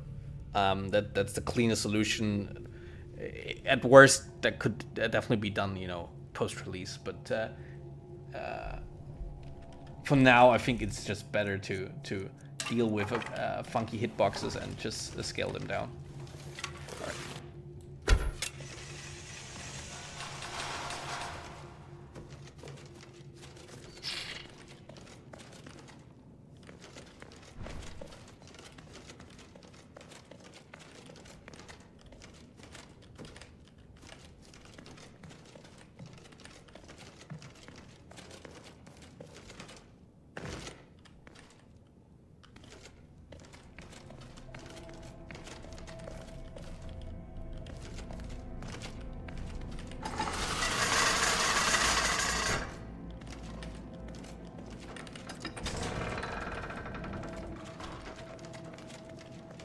Is another cool puzzle, I think. So you have 3 pull chains here, and you need to figure out the correct order. And looking through that window kind of gives you the clue if you can figure it out. The depth of field is kind of messing it up, but should be able to tell. So it should be 1, 2, and 3. Nope, we messed it up. Did we mess it up? We messed it up. Did one of them not register? Ah, okay. And I think we have now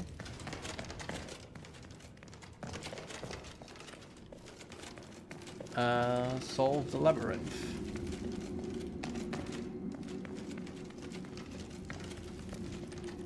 I think that still uses an old light that I wanna fix. Yeah, so this was originally the boss room and had a Minotaur in here. And it kind of leads you back to the entrance. Oh. Oh. That's interesting. I didn't know it did that. That once you're out, you gotta do it again. Wow. That is brutal. Alright. So, yeah, I kind of exchanged that. And now it leads to the actual boss room, which is very unique and cool looking, which is this. It's actually in sort of a valley.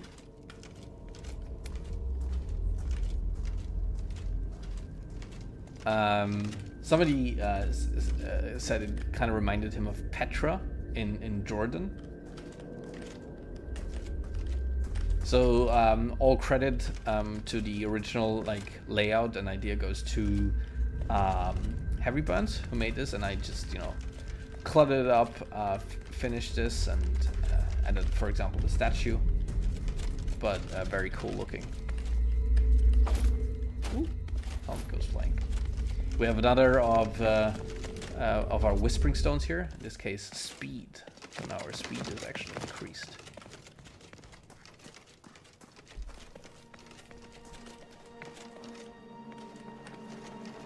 Oh, I also did that skeleton, kind of like that.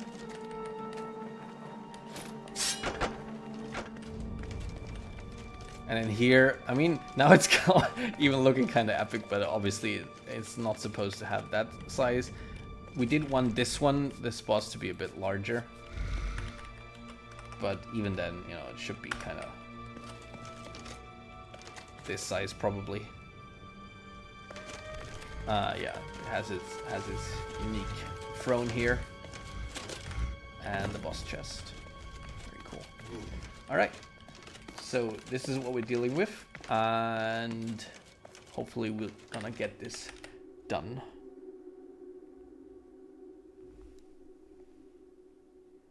One second.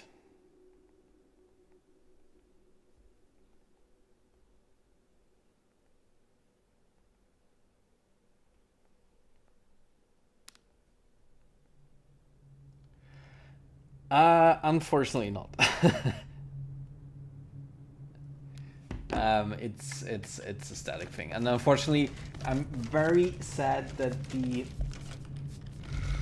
the Minotaur cannot sit on this. But unfortunately, the giant doesn't have a sitting animation, so only humanoids, skeletons, or Draugr, whatever, and Reeklings, I think, have like a sitting animation. Giants unfortunately do not, which is very, very sad. We did once have the actually the Minotaur set to the Draugr skeleton. I think that's also what Beyond Skyrim is doing. But I don't know. At least our model didn't really look right with the Draugr skeleton. It kind of looked weird. In that case, it would have been able to sit. But yeah, you can't have everything. Everything has its ups and downs, I guess. Oh Jesus, he scaled up the deer as well. Robert, Jesus. All right, let's go.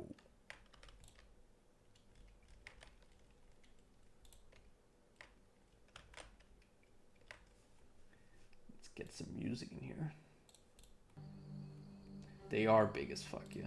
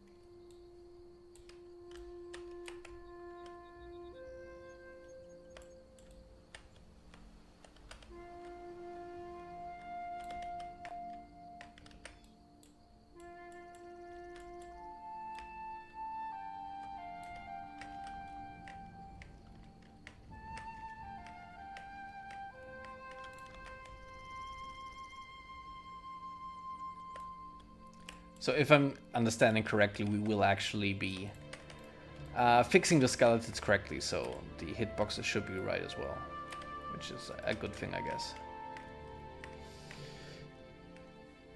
Alright, let me see. I think we are hitting the light limit here. That we are. What is that actually? Yep.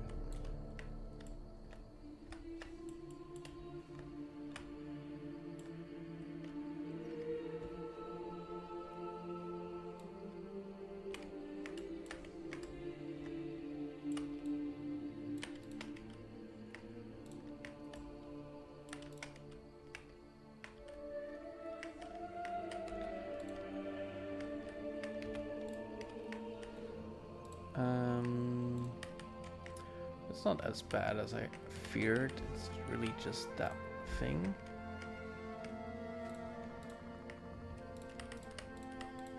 Oh.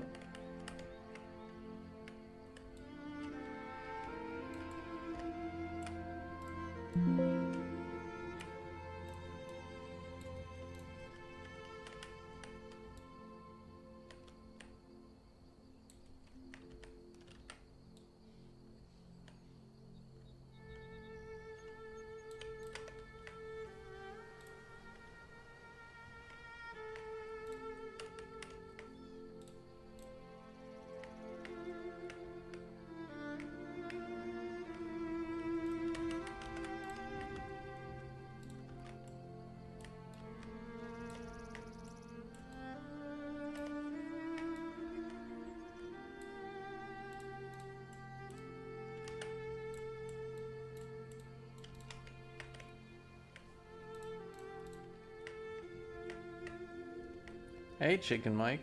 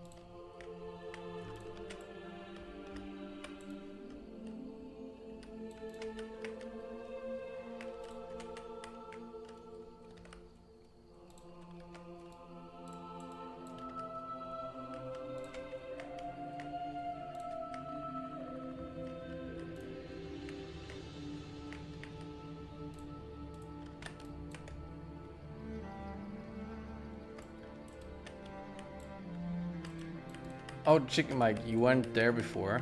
I think I made a great cave for you to nav mesh. It combines the things that nav meshes love the most. Can you guess what it is?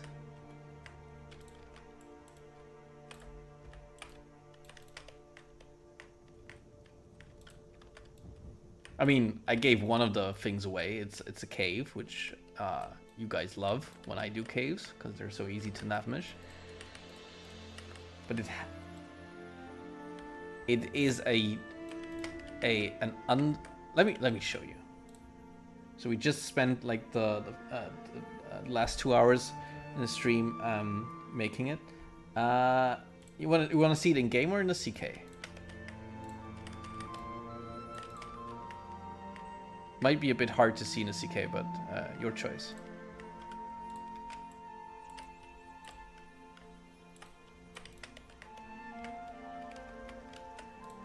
You have to. That's not a choice. You only have the choice where you see it. Because apparently Tom will force it on you. You want to see it in a CK? Okay, fine. 1 second. All right. So it is King's Crest Cavern.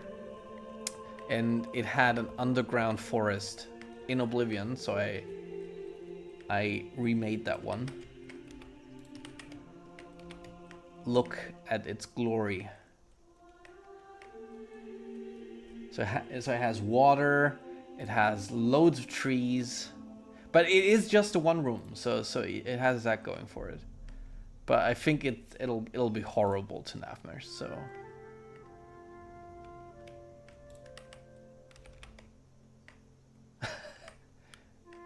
So are you volunteering?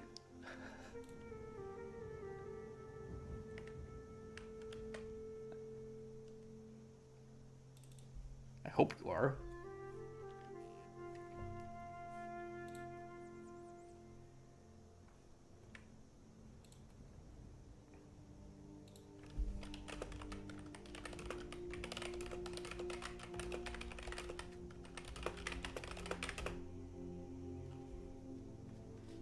Yeah, that was King's Crest Cavern, yeah.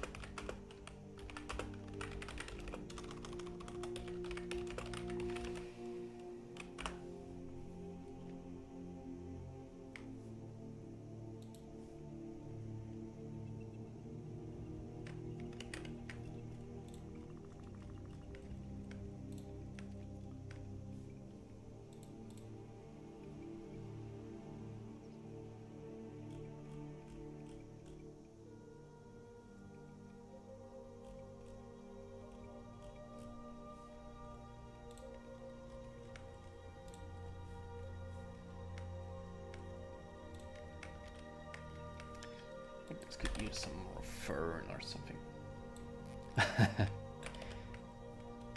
Now you obviously don't have to do it. Let's see who wants to volunteer. I think the what it does have going for it is that it's really just a one room, so it's not Goblin Gym cave big. But yeah, it might be a bit frustrating because of all the trees and the water. But hey, it's an underground forest, so I made it a forest.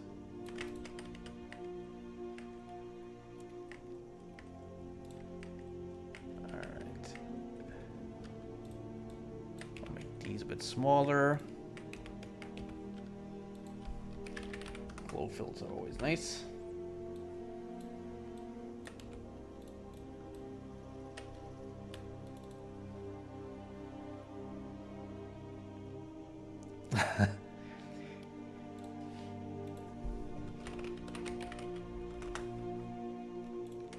Yeah, I don't even know how many caves I built, okay?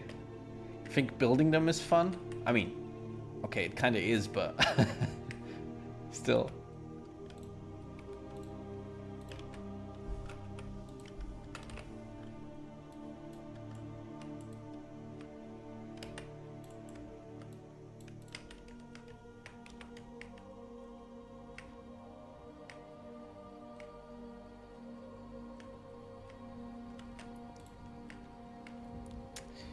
Let's see.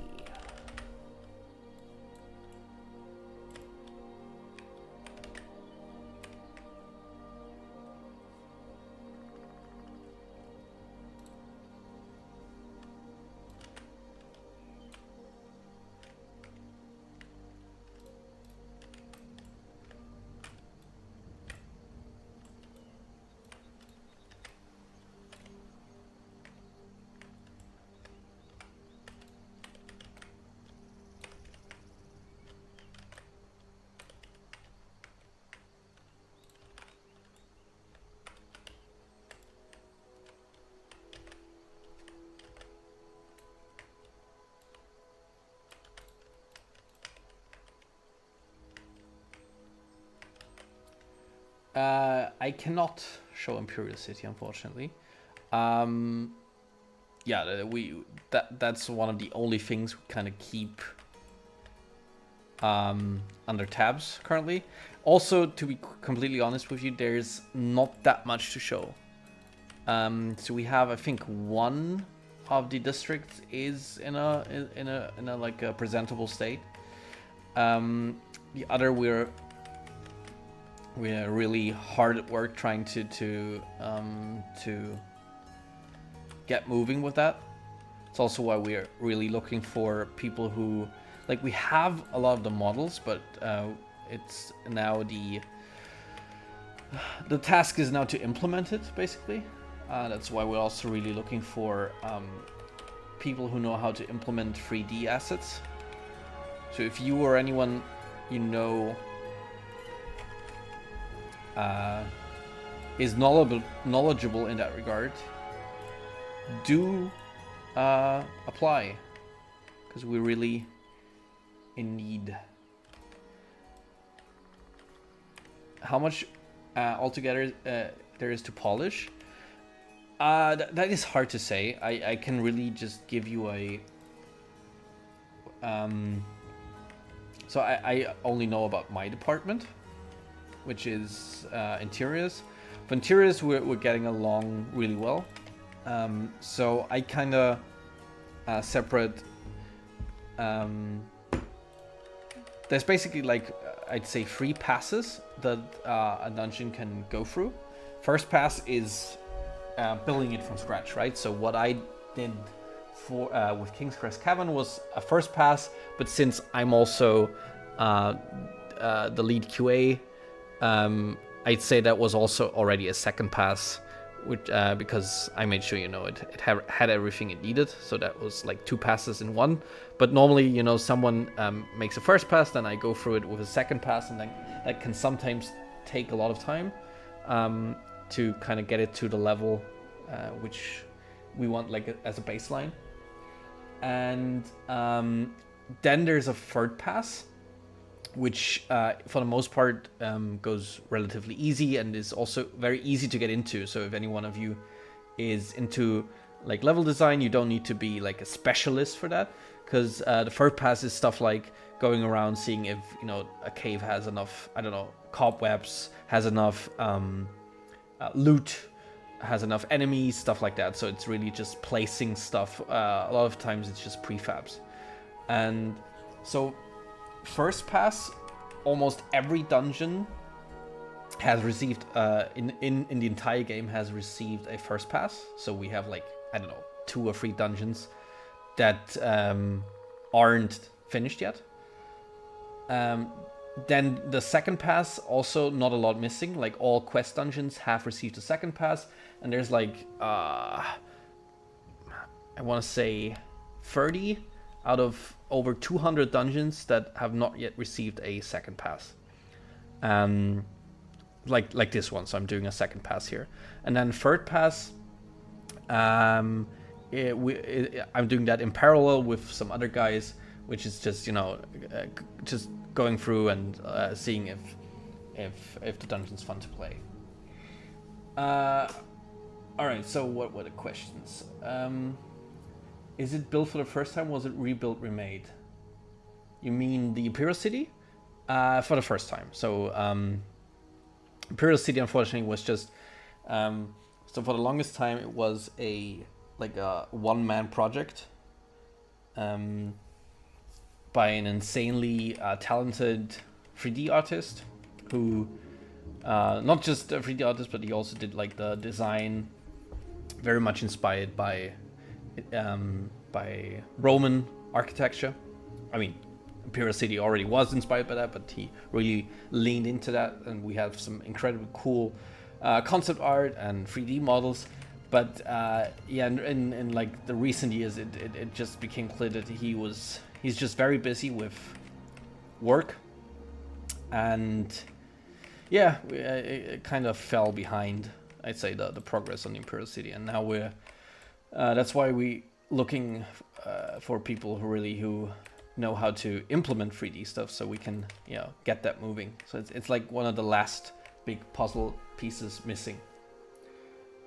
When the main project finishes and the team moves on into the DLC, will the team still be looking for new members? Yes, we will always be looking for new members. So if, for example, if you're thinking of joining, but you think that currently you don't have the skill level or something, don't worry. We'll still be here.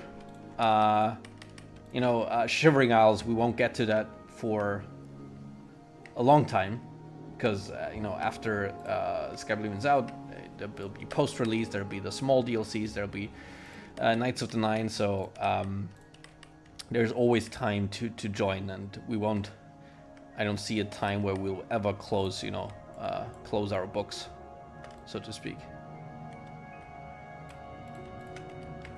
And like I said, for example, I'd say for a level design, we do have a very high benchmark level of quality. So you might not be allowed, quote unquote, if you're not that experienced, to make a new dungeon from scratch. But doing a third pass, that is something that I think can be done with only a few months of a creation kit experience. And if you want to learn the basics of the creation kit, I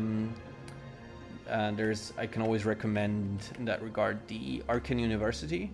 That's a Discord server where you find like teachers, and they're tied to Beyond Skyrim, but we'll partner with them as well.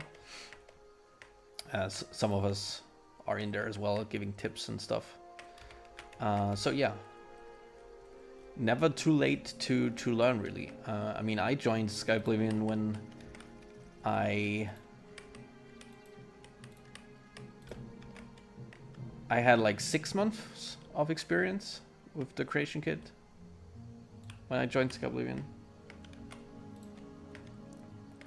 So you really don't need to be a veteran, to join a project.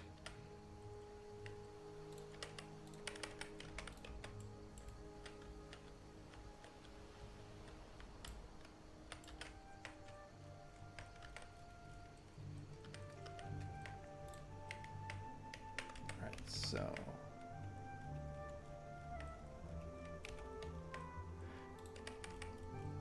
I mean, I wouldn't know, because I have no idea what that entails. But what I can say is, if you're interested at all, then definitely give it a try. So there's like a level design tutorial on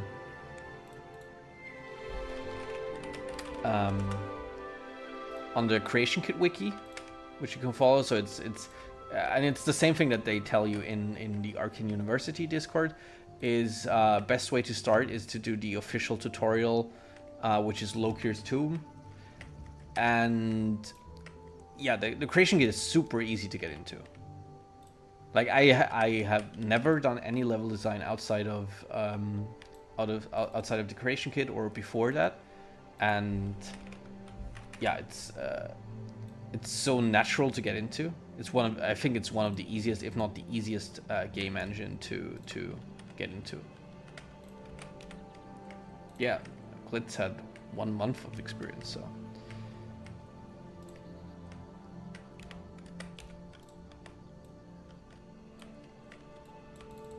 Don't be intimidated, definitely, by it or anything. It's quite easy to get into.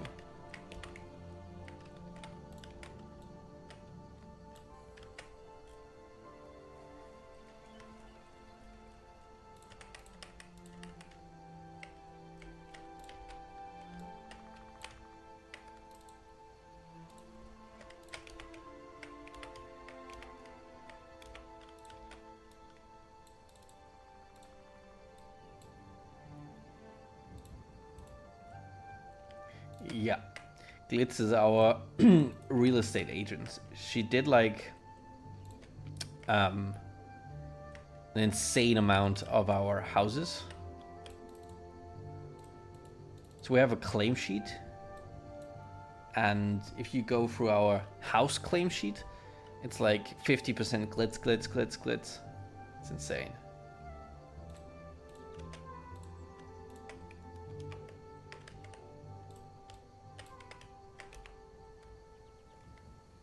And also she has like an incredible knowledge of all the assets in the game. Like I always love it when she's here when I stream, because sometimes I forget what an asset is called and I just ask her, Glitz, what is... Even today I asked what that satchel is called and she knew it immediately. Which is very handy.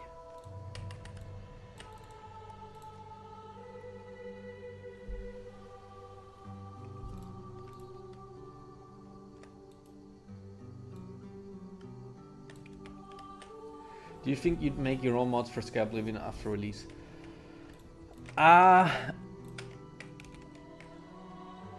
Mods? I don't know. Because since I'm a developer, I really, if possible, I want to make quote-unquote official stuff that will find itself into an post-release update. So a mod I would only do if I say, okay, this is something, I don't know, lore unfriendly or something, and it wouldn't fit into the base game, something like that. But other than that, but I'll definitely want to do post-release content.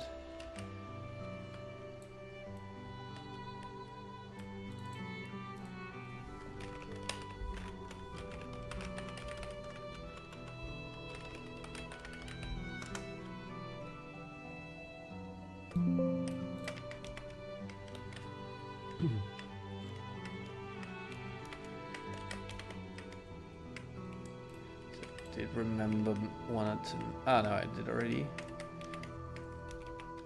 There's a glow film missing here.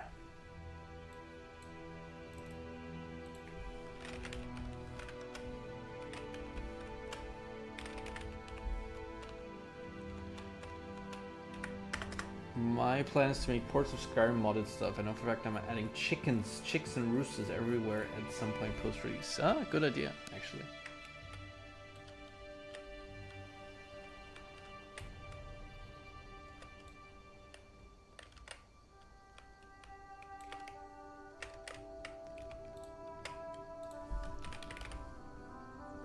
$88 total houses, Jesus. 17 inns and 13 shops.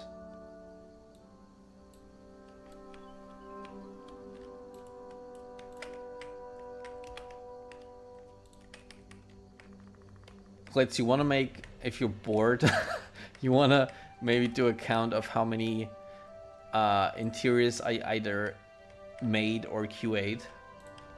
Because at that point, it's got to be an insane amount. I mean, obviously, QA can mean I spent days in something or just a few hours, but still, you know, I counted.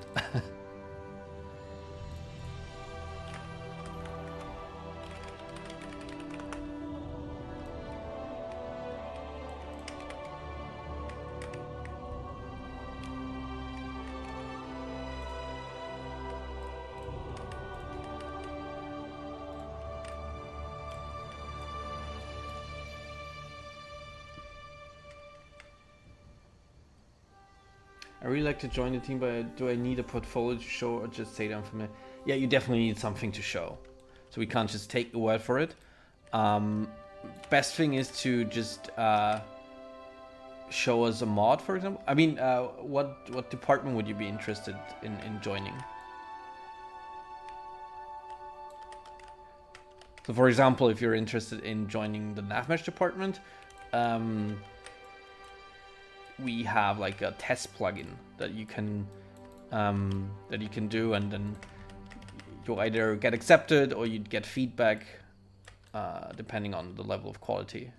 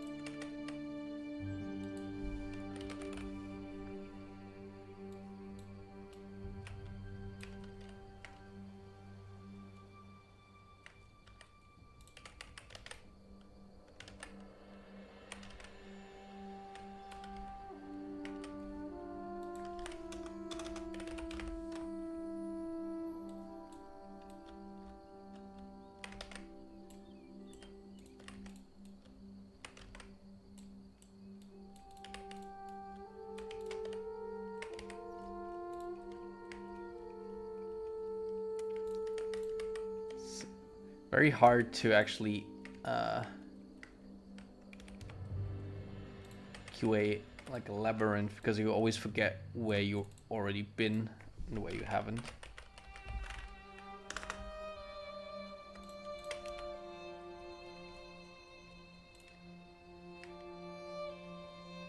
I think for the most part this was fine.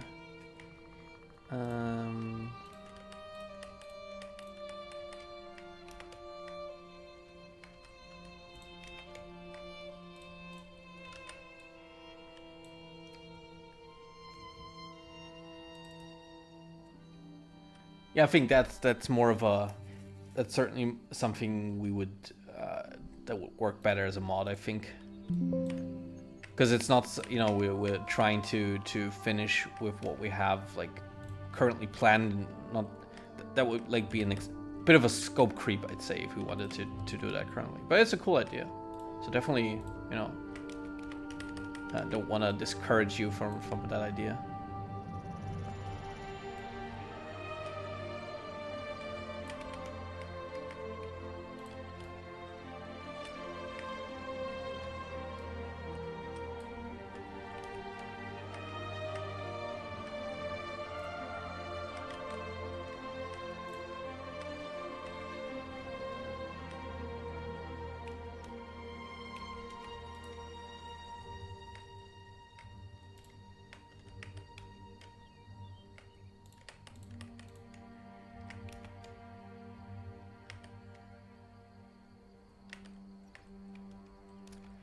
Yes, it is a parkour section. I can, if you went there when I tested it before, I can show you again in a second.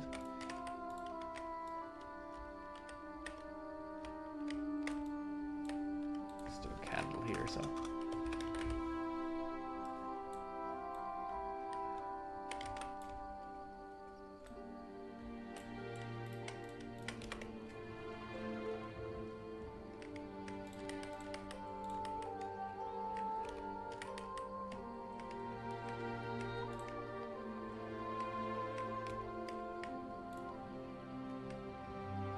Tough too.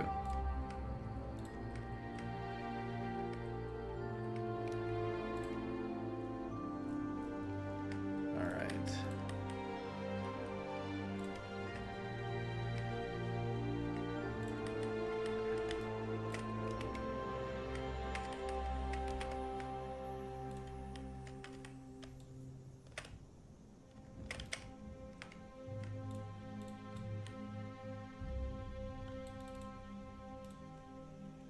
Orange.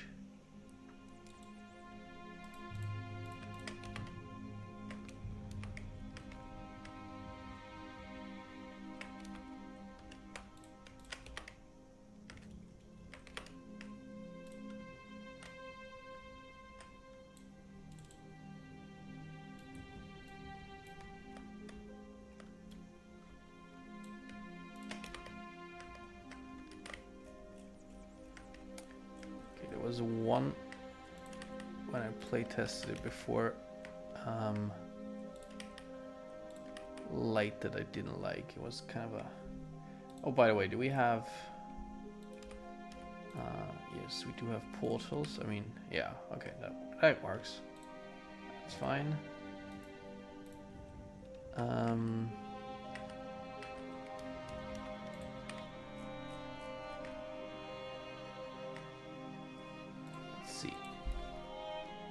Torch. That's not it. That's not it. That's also not it. So it wasn't one of the shadow casters. Okay. Let me see. It's not that. It's also not that. Ha! Is it that one? Yes. And we can.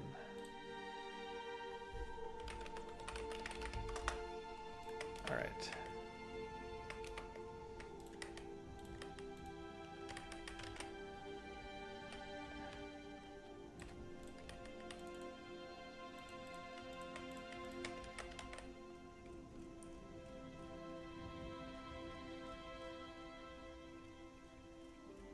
Jesus, yeah, 89 dungeons that I've either made or QA'd.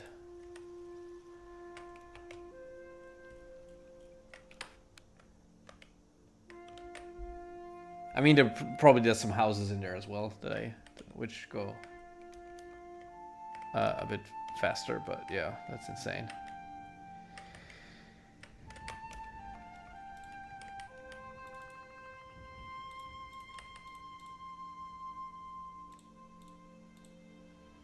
Alright, we have the dust fine effect, that is good, and then we add the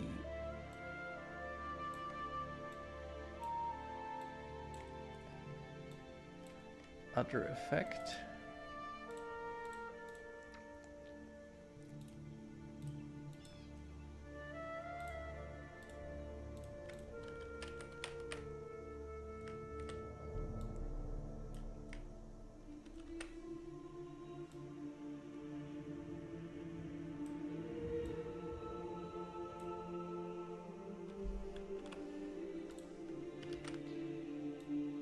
It's not that big actually. So we definitely have bigger.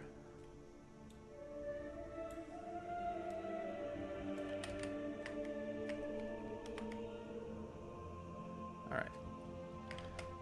So let me actually show you once more in game, and actually maybe also show you the very cool boss room.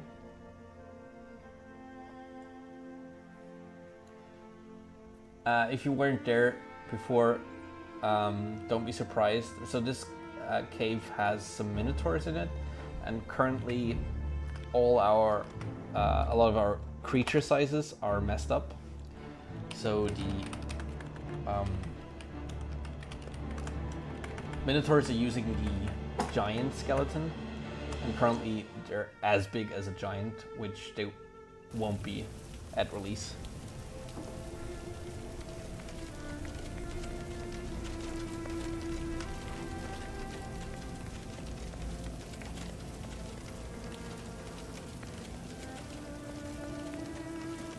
Check if there are no seams here. It seems good. Yeah, so the Minotaur is currently very, very large. The actual size is supposed to be like this. At max, maybe even smaller.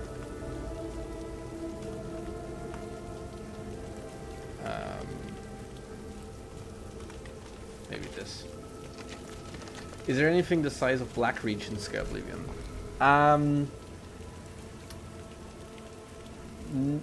No. Although no, because I think Blackreach in its entirety is bigger than any like world space we have, apart from, obviously from Cyrodiil.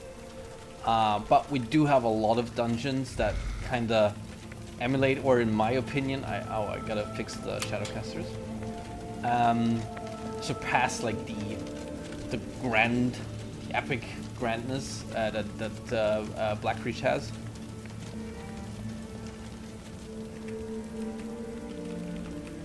Why is this so dark?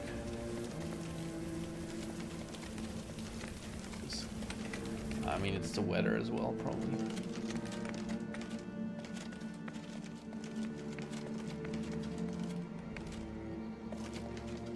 No, I mean I don't think I meant, I think he just meant the size, right? But there's not like an underground network like the Grandma have, yeah, in Cyrodiil. Although like one of our main level designers, who especially did a lot of things for the elites, he had like this background lore idea that a lot of the elite ruins are connected via waterways, so that you could theoretically fast travel from one elite ruin to the next via the water, once you've discovered them, obviously. Is there anything besides the Imperial City Rebel isn't wanting to show up yet that you're excited about?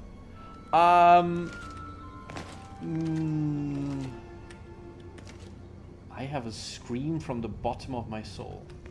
I do not.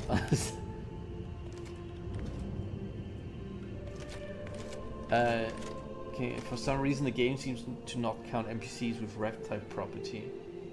When NPCs can... That sounds... I mean, I have a stupid idea, but I'm not entirely sure. But maybe try exploring the issue with... so either ask in maybe the Arcane University Discord, or try it with AI. AI has gotten pretty okay with Papyrus. It still gives you some bogus advice sometimes, but it can at least point you in the right direction. So yeah, this is the parkour section. I mean, a bit easier because before it was almost impossible, and now it should be fine for people who don't like parkour.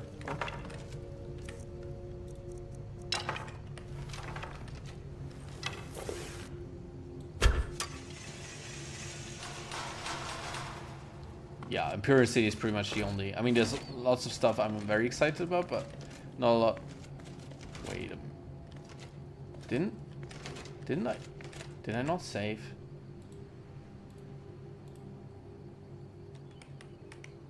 Didn't I put a candle in here? What's going on?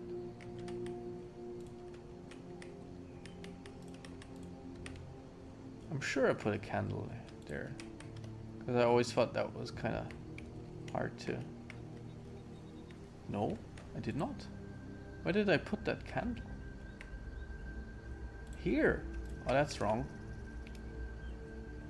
I don't need a... That's the terrible thing about labyrinths. I mean, that's fine here as well, I guess. But I wanted it somewhere else, actually. Here I wanted it.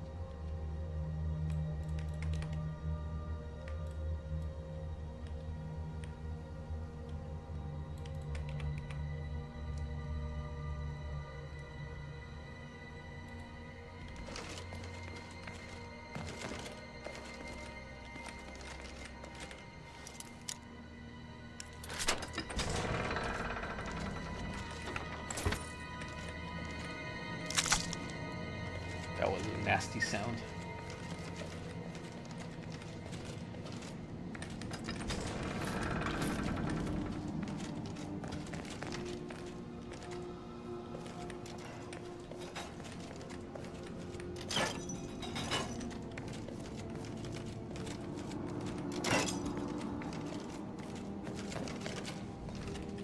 Why do I need to pull that twice?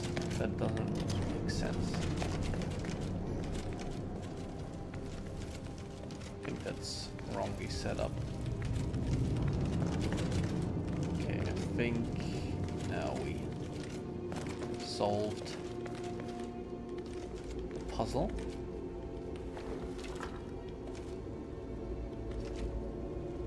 And this is where we get to the boss area, which is very cool.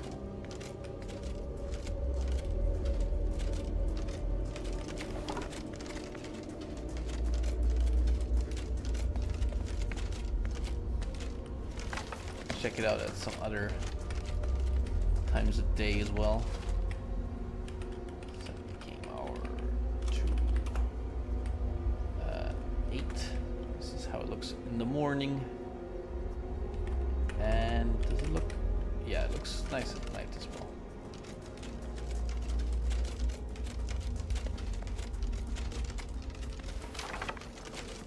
Yeah, the Minotaur again is not supposed to be as tall. More like this maybe. Just look quite tall. And yeah, I've been asked before, cannot sit on the throne, unfortunately. But it's pretty cool nonetheless. Alright, so I think we're almost done with this.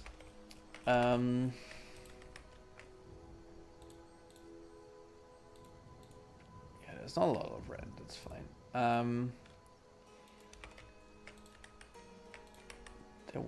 I wanted to fix the shadow casters.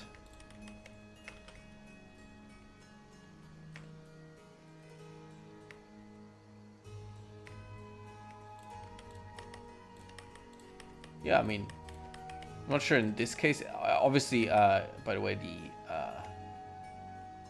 credit goes to Heavy Burns, who actually made this design originally. That's the only issue with this one. And once you run past here,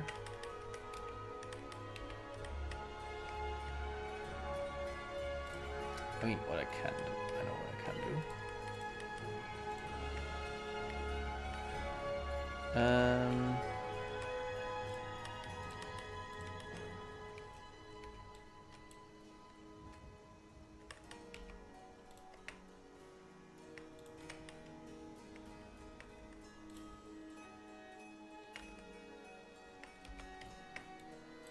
I'll find all the shadow casters for a second.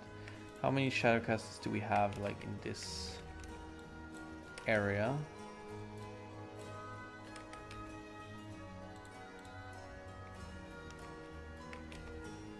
So we've got 1, 2, 3, 4. Is that it? That's good. Okay, then that's good. Okay, then we can do the following. We use our favorite script. Let's give this another primitive. So Creation Engine can only ever render 4 shadowcasters at the same time. That's why sometimes you need to use tricks to get around that if you use more.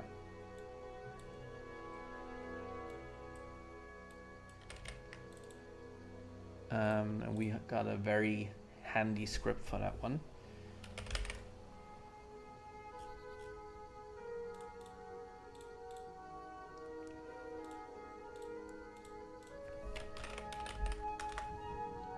Nope.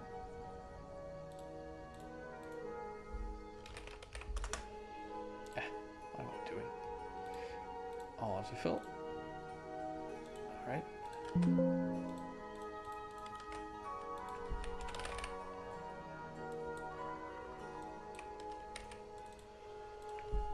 Light enabler 02, and then we link it to this. SK can extend the amount of shadow casters. No, it cannot. So I think probably the guys from community shaders, they are probably working on that. So they already implemented. So there's like two different light limits in the Creation Engine. There's the limit where if an asset is hit by too many lights at once, I think the limit is 7, then it will turn black. And the other limit is the one I already talked about, the 4 shadowcasters.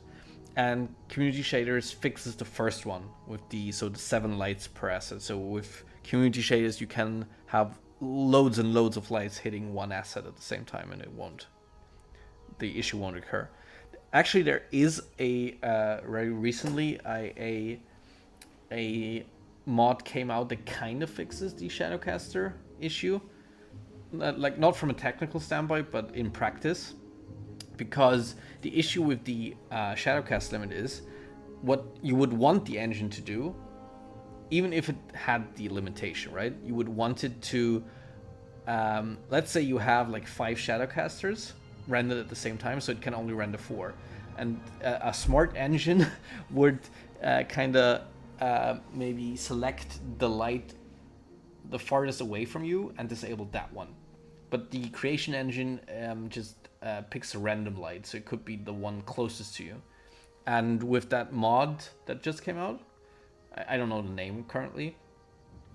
Basically, you can make it so it, like give it certain rules to follow which light to disable. Basically, that's it. So it doesn't fix it in all circumstances, but should be so you don't notice it as often. But ideally, you work around that in level design anyway, so you don't have that issue occurring. And what we are doing is using scripts. That way you can get around using shadowcasters as well, because what you can do is, so I select all these shadowcasters in this area, and they only enable once the player goes to a certain spot, because you can't see them from here anyway, right? So they can be disabled. And same goes for the other way around. So we'll make another. We call this one the light disabler, actually.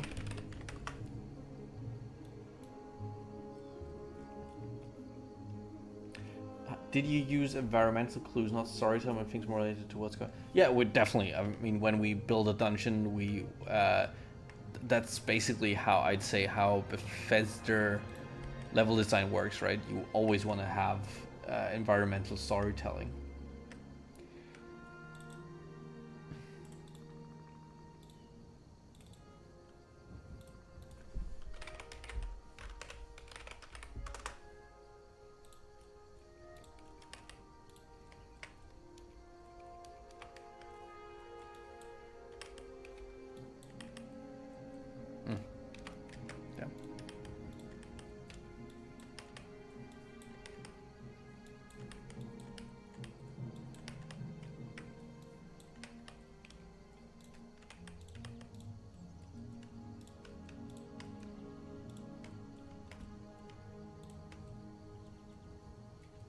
I think that's basically all the lights, and now we hook that up to this one and make sure this one isn't initially disabled. All right.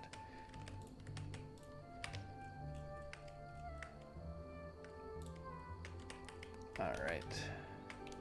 What I didn't like here was kind of felt not bright enough.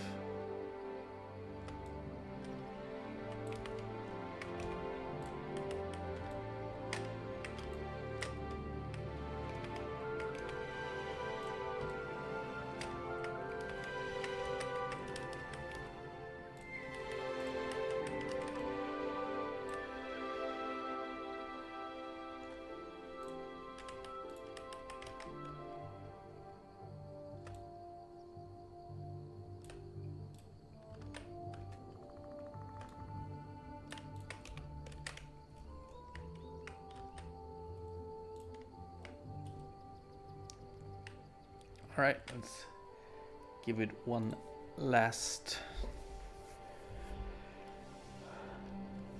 quick run through, and then I think we did enough for today.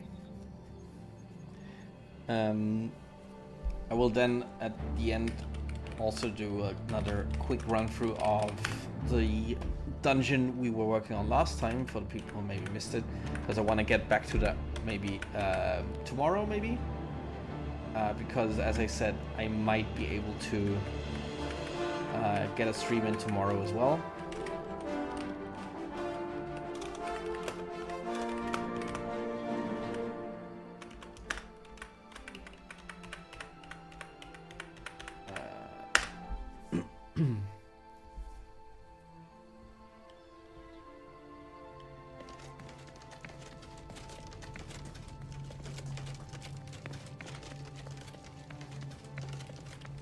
What was that? Something.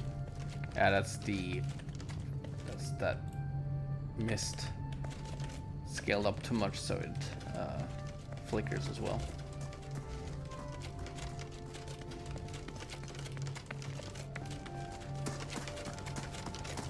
But yeah, we should. That's so stupid how big it is. think we have fixed the Shadowcaster issues now. So I think I like that light a lot more now. So just to show you, so in here we now have the Shadowcasters enabled, and these Shadowcasters, yeah, are disabled currently. But once we like cross this spot, maybe, probably, they should enable.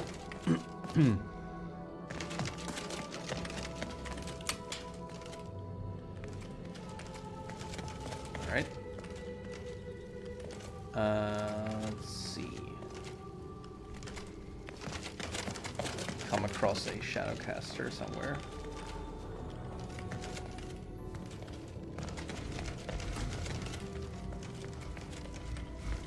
By the way, kind of like an Easter egg to the Theseus myth and Ariadne, with the friend of Ariadne, I think.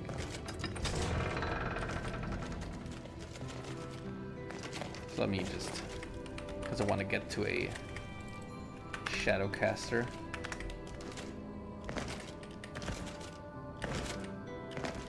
Oh no! See, you can fail this.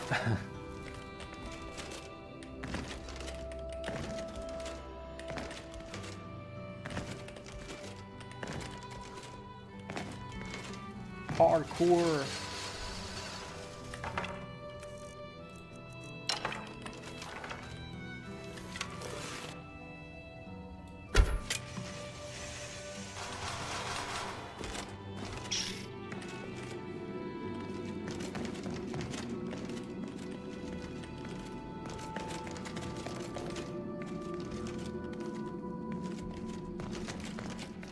Still haven't encountered I think here should be a Shadowcaster. So yeah, that's enabled now. See, you can. It's a very small Shadowcaster, but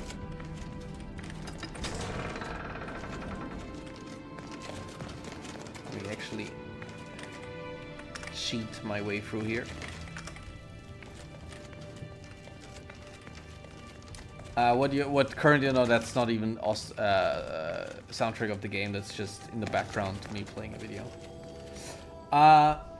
Good question, but I think that's kind of a drawback you have to know when you want to do a parkour section. Probably you'll have to leave your companion behind for this section. Yeah, so here the Shadowcaster is on and not flickering, so that's good.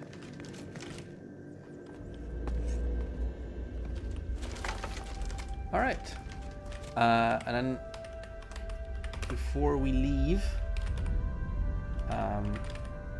let us quickly check out because somebody was also talking about, let's just go straight to the second cell of this dungeon. So this is the Alien Ruin we've been working on yesterday, not yesterday, a few days ago, last stream. Because somebody was asking about if we have stuff the size of Blackreach. So it's not the size of Blackreach, but we do have a lot of Alien Ruins that kind of have that grandiose feel, size, similar to Blackreach, I'd say. But they're more like self-contained. It's not like one giant white space.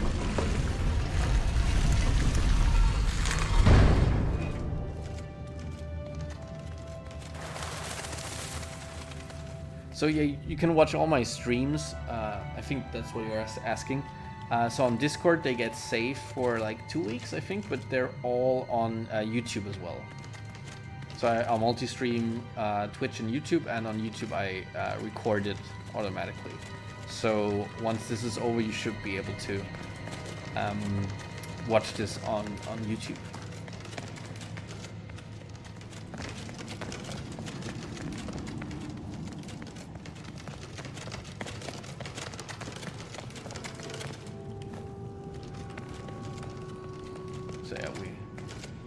We're really very, thank you. We're really very far along. Oh, the Discord. That's what you meant. Oh, thank you, Blitz. So yeah, that's the Arcane University. Yeah, I completely misunderstood what you were asking there.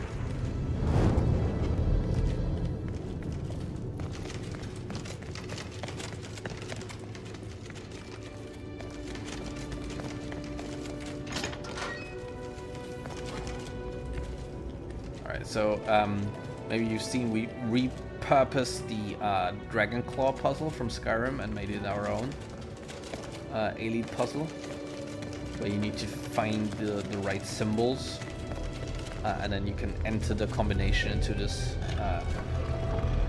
No, you're good. I'm tired as well, and I completely misread your question.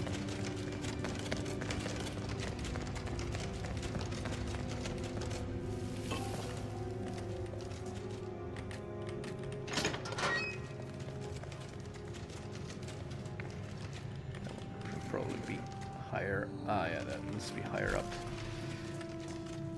So we got an eagle and we got a golden flame.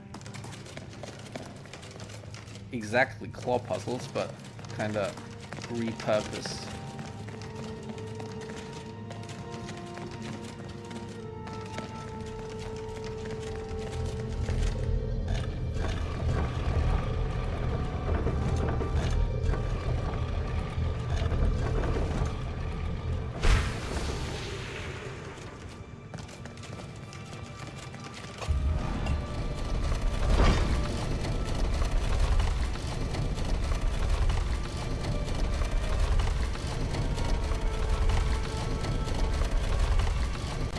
So yeah, there's not much left here to do tomorrow, hopefully, but I hope that we can actually finish this one off tomorrow.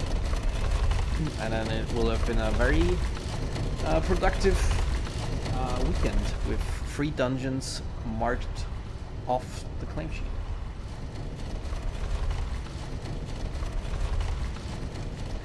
Yeah, so we don't have Dragon Claws.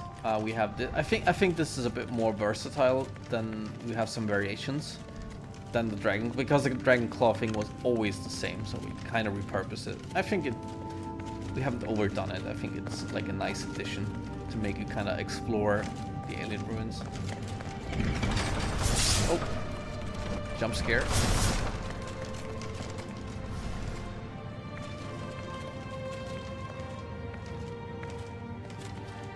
The elevators, sometimes.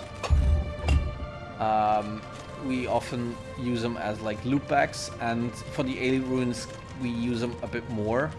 I can actually tell you how many times does the elevator appear. I think the elevator platform. Yeah, it's used like, I don't know if not every one of these, but it's used like 20 to 30 times in the whole game. Yeah, but because there's another version of the elevator as well. Alright. Just quickly show you the boss room. And I'll call it quits. Oh, there's a little scene here as well that I can show you.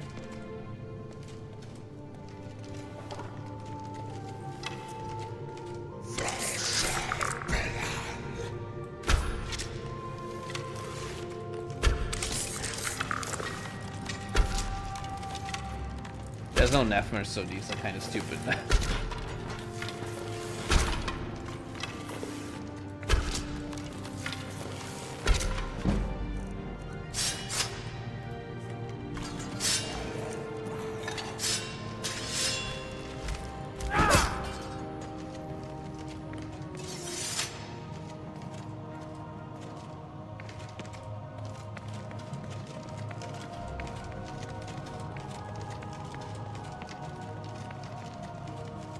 Yeah, that'd be cool, yeah.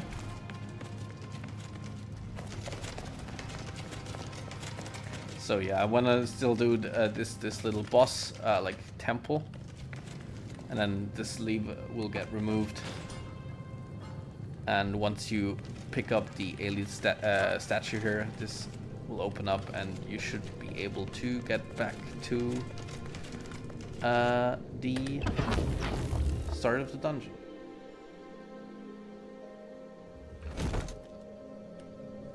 And not into the void. So that'll be something we'll hopefully be able to do tomorrow. Yeah, the sunlight did flicker. That is the shadowcast issue I was talking about before. So in this dungeon we haven't fixed that yet with the script. that's also something that we will get to tomorrow.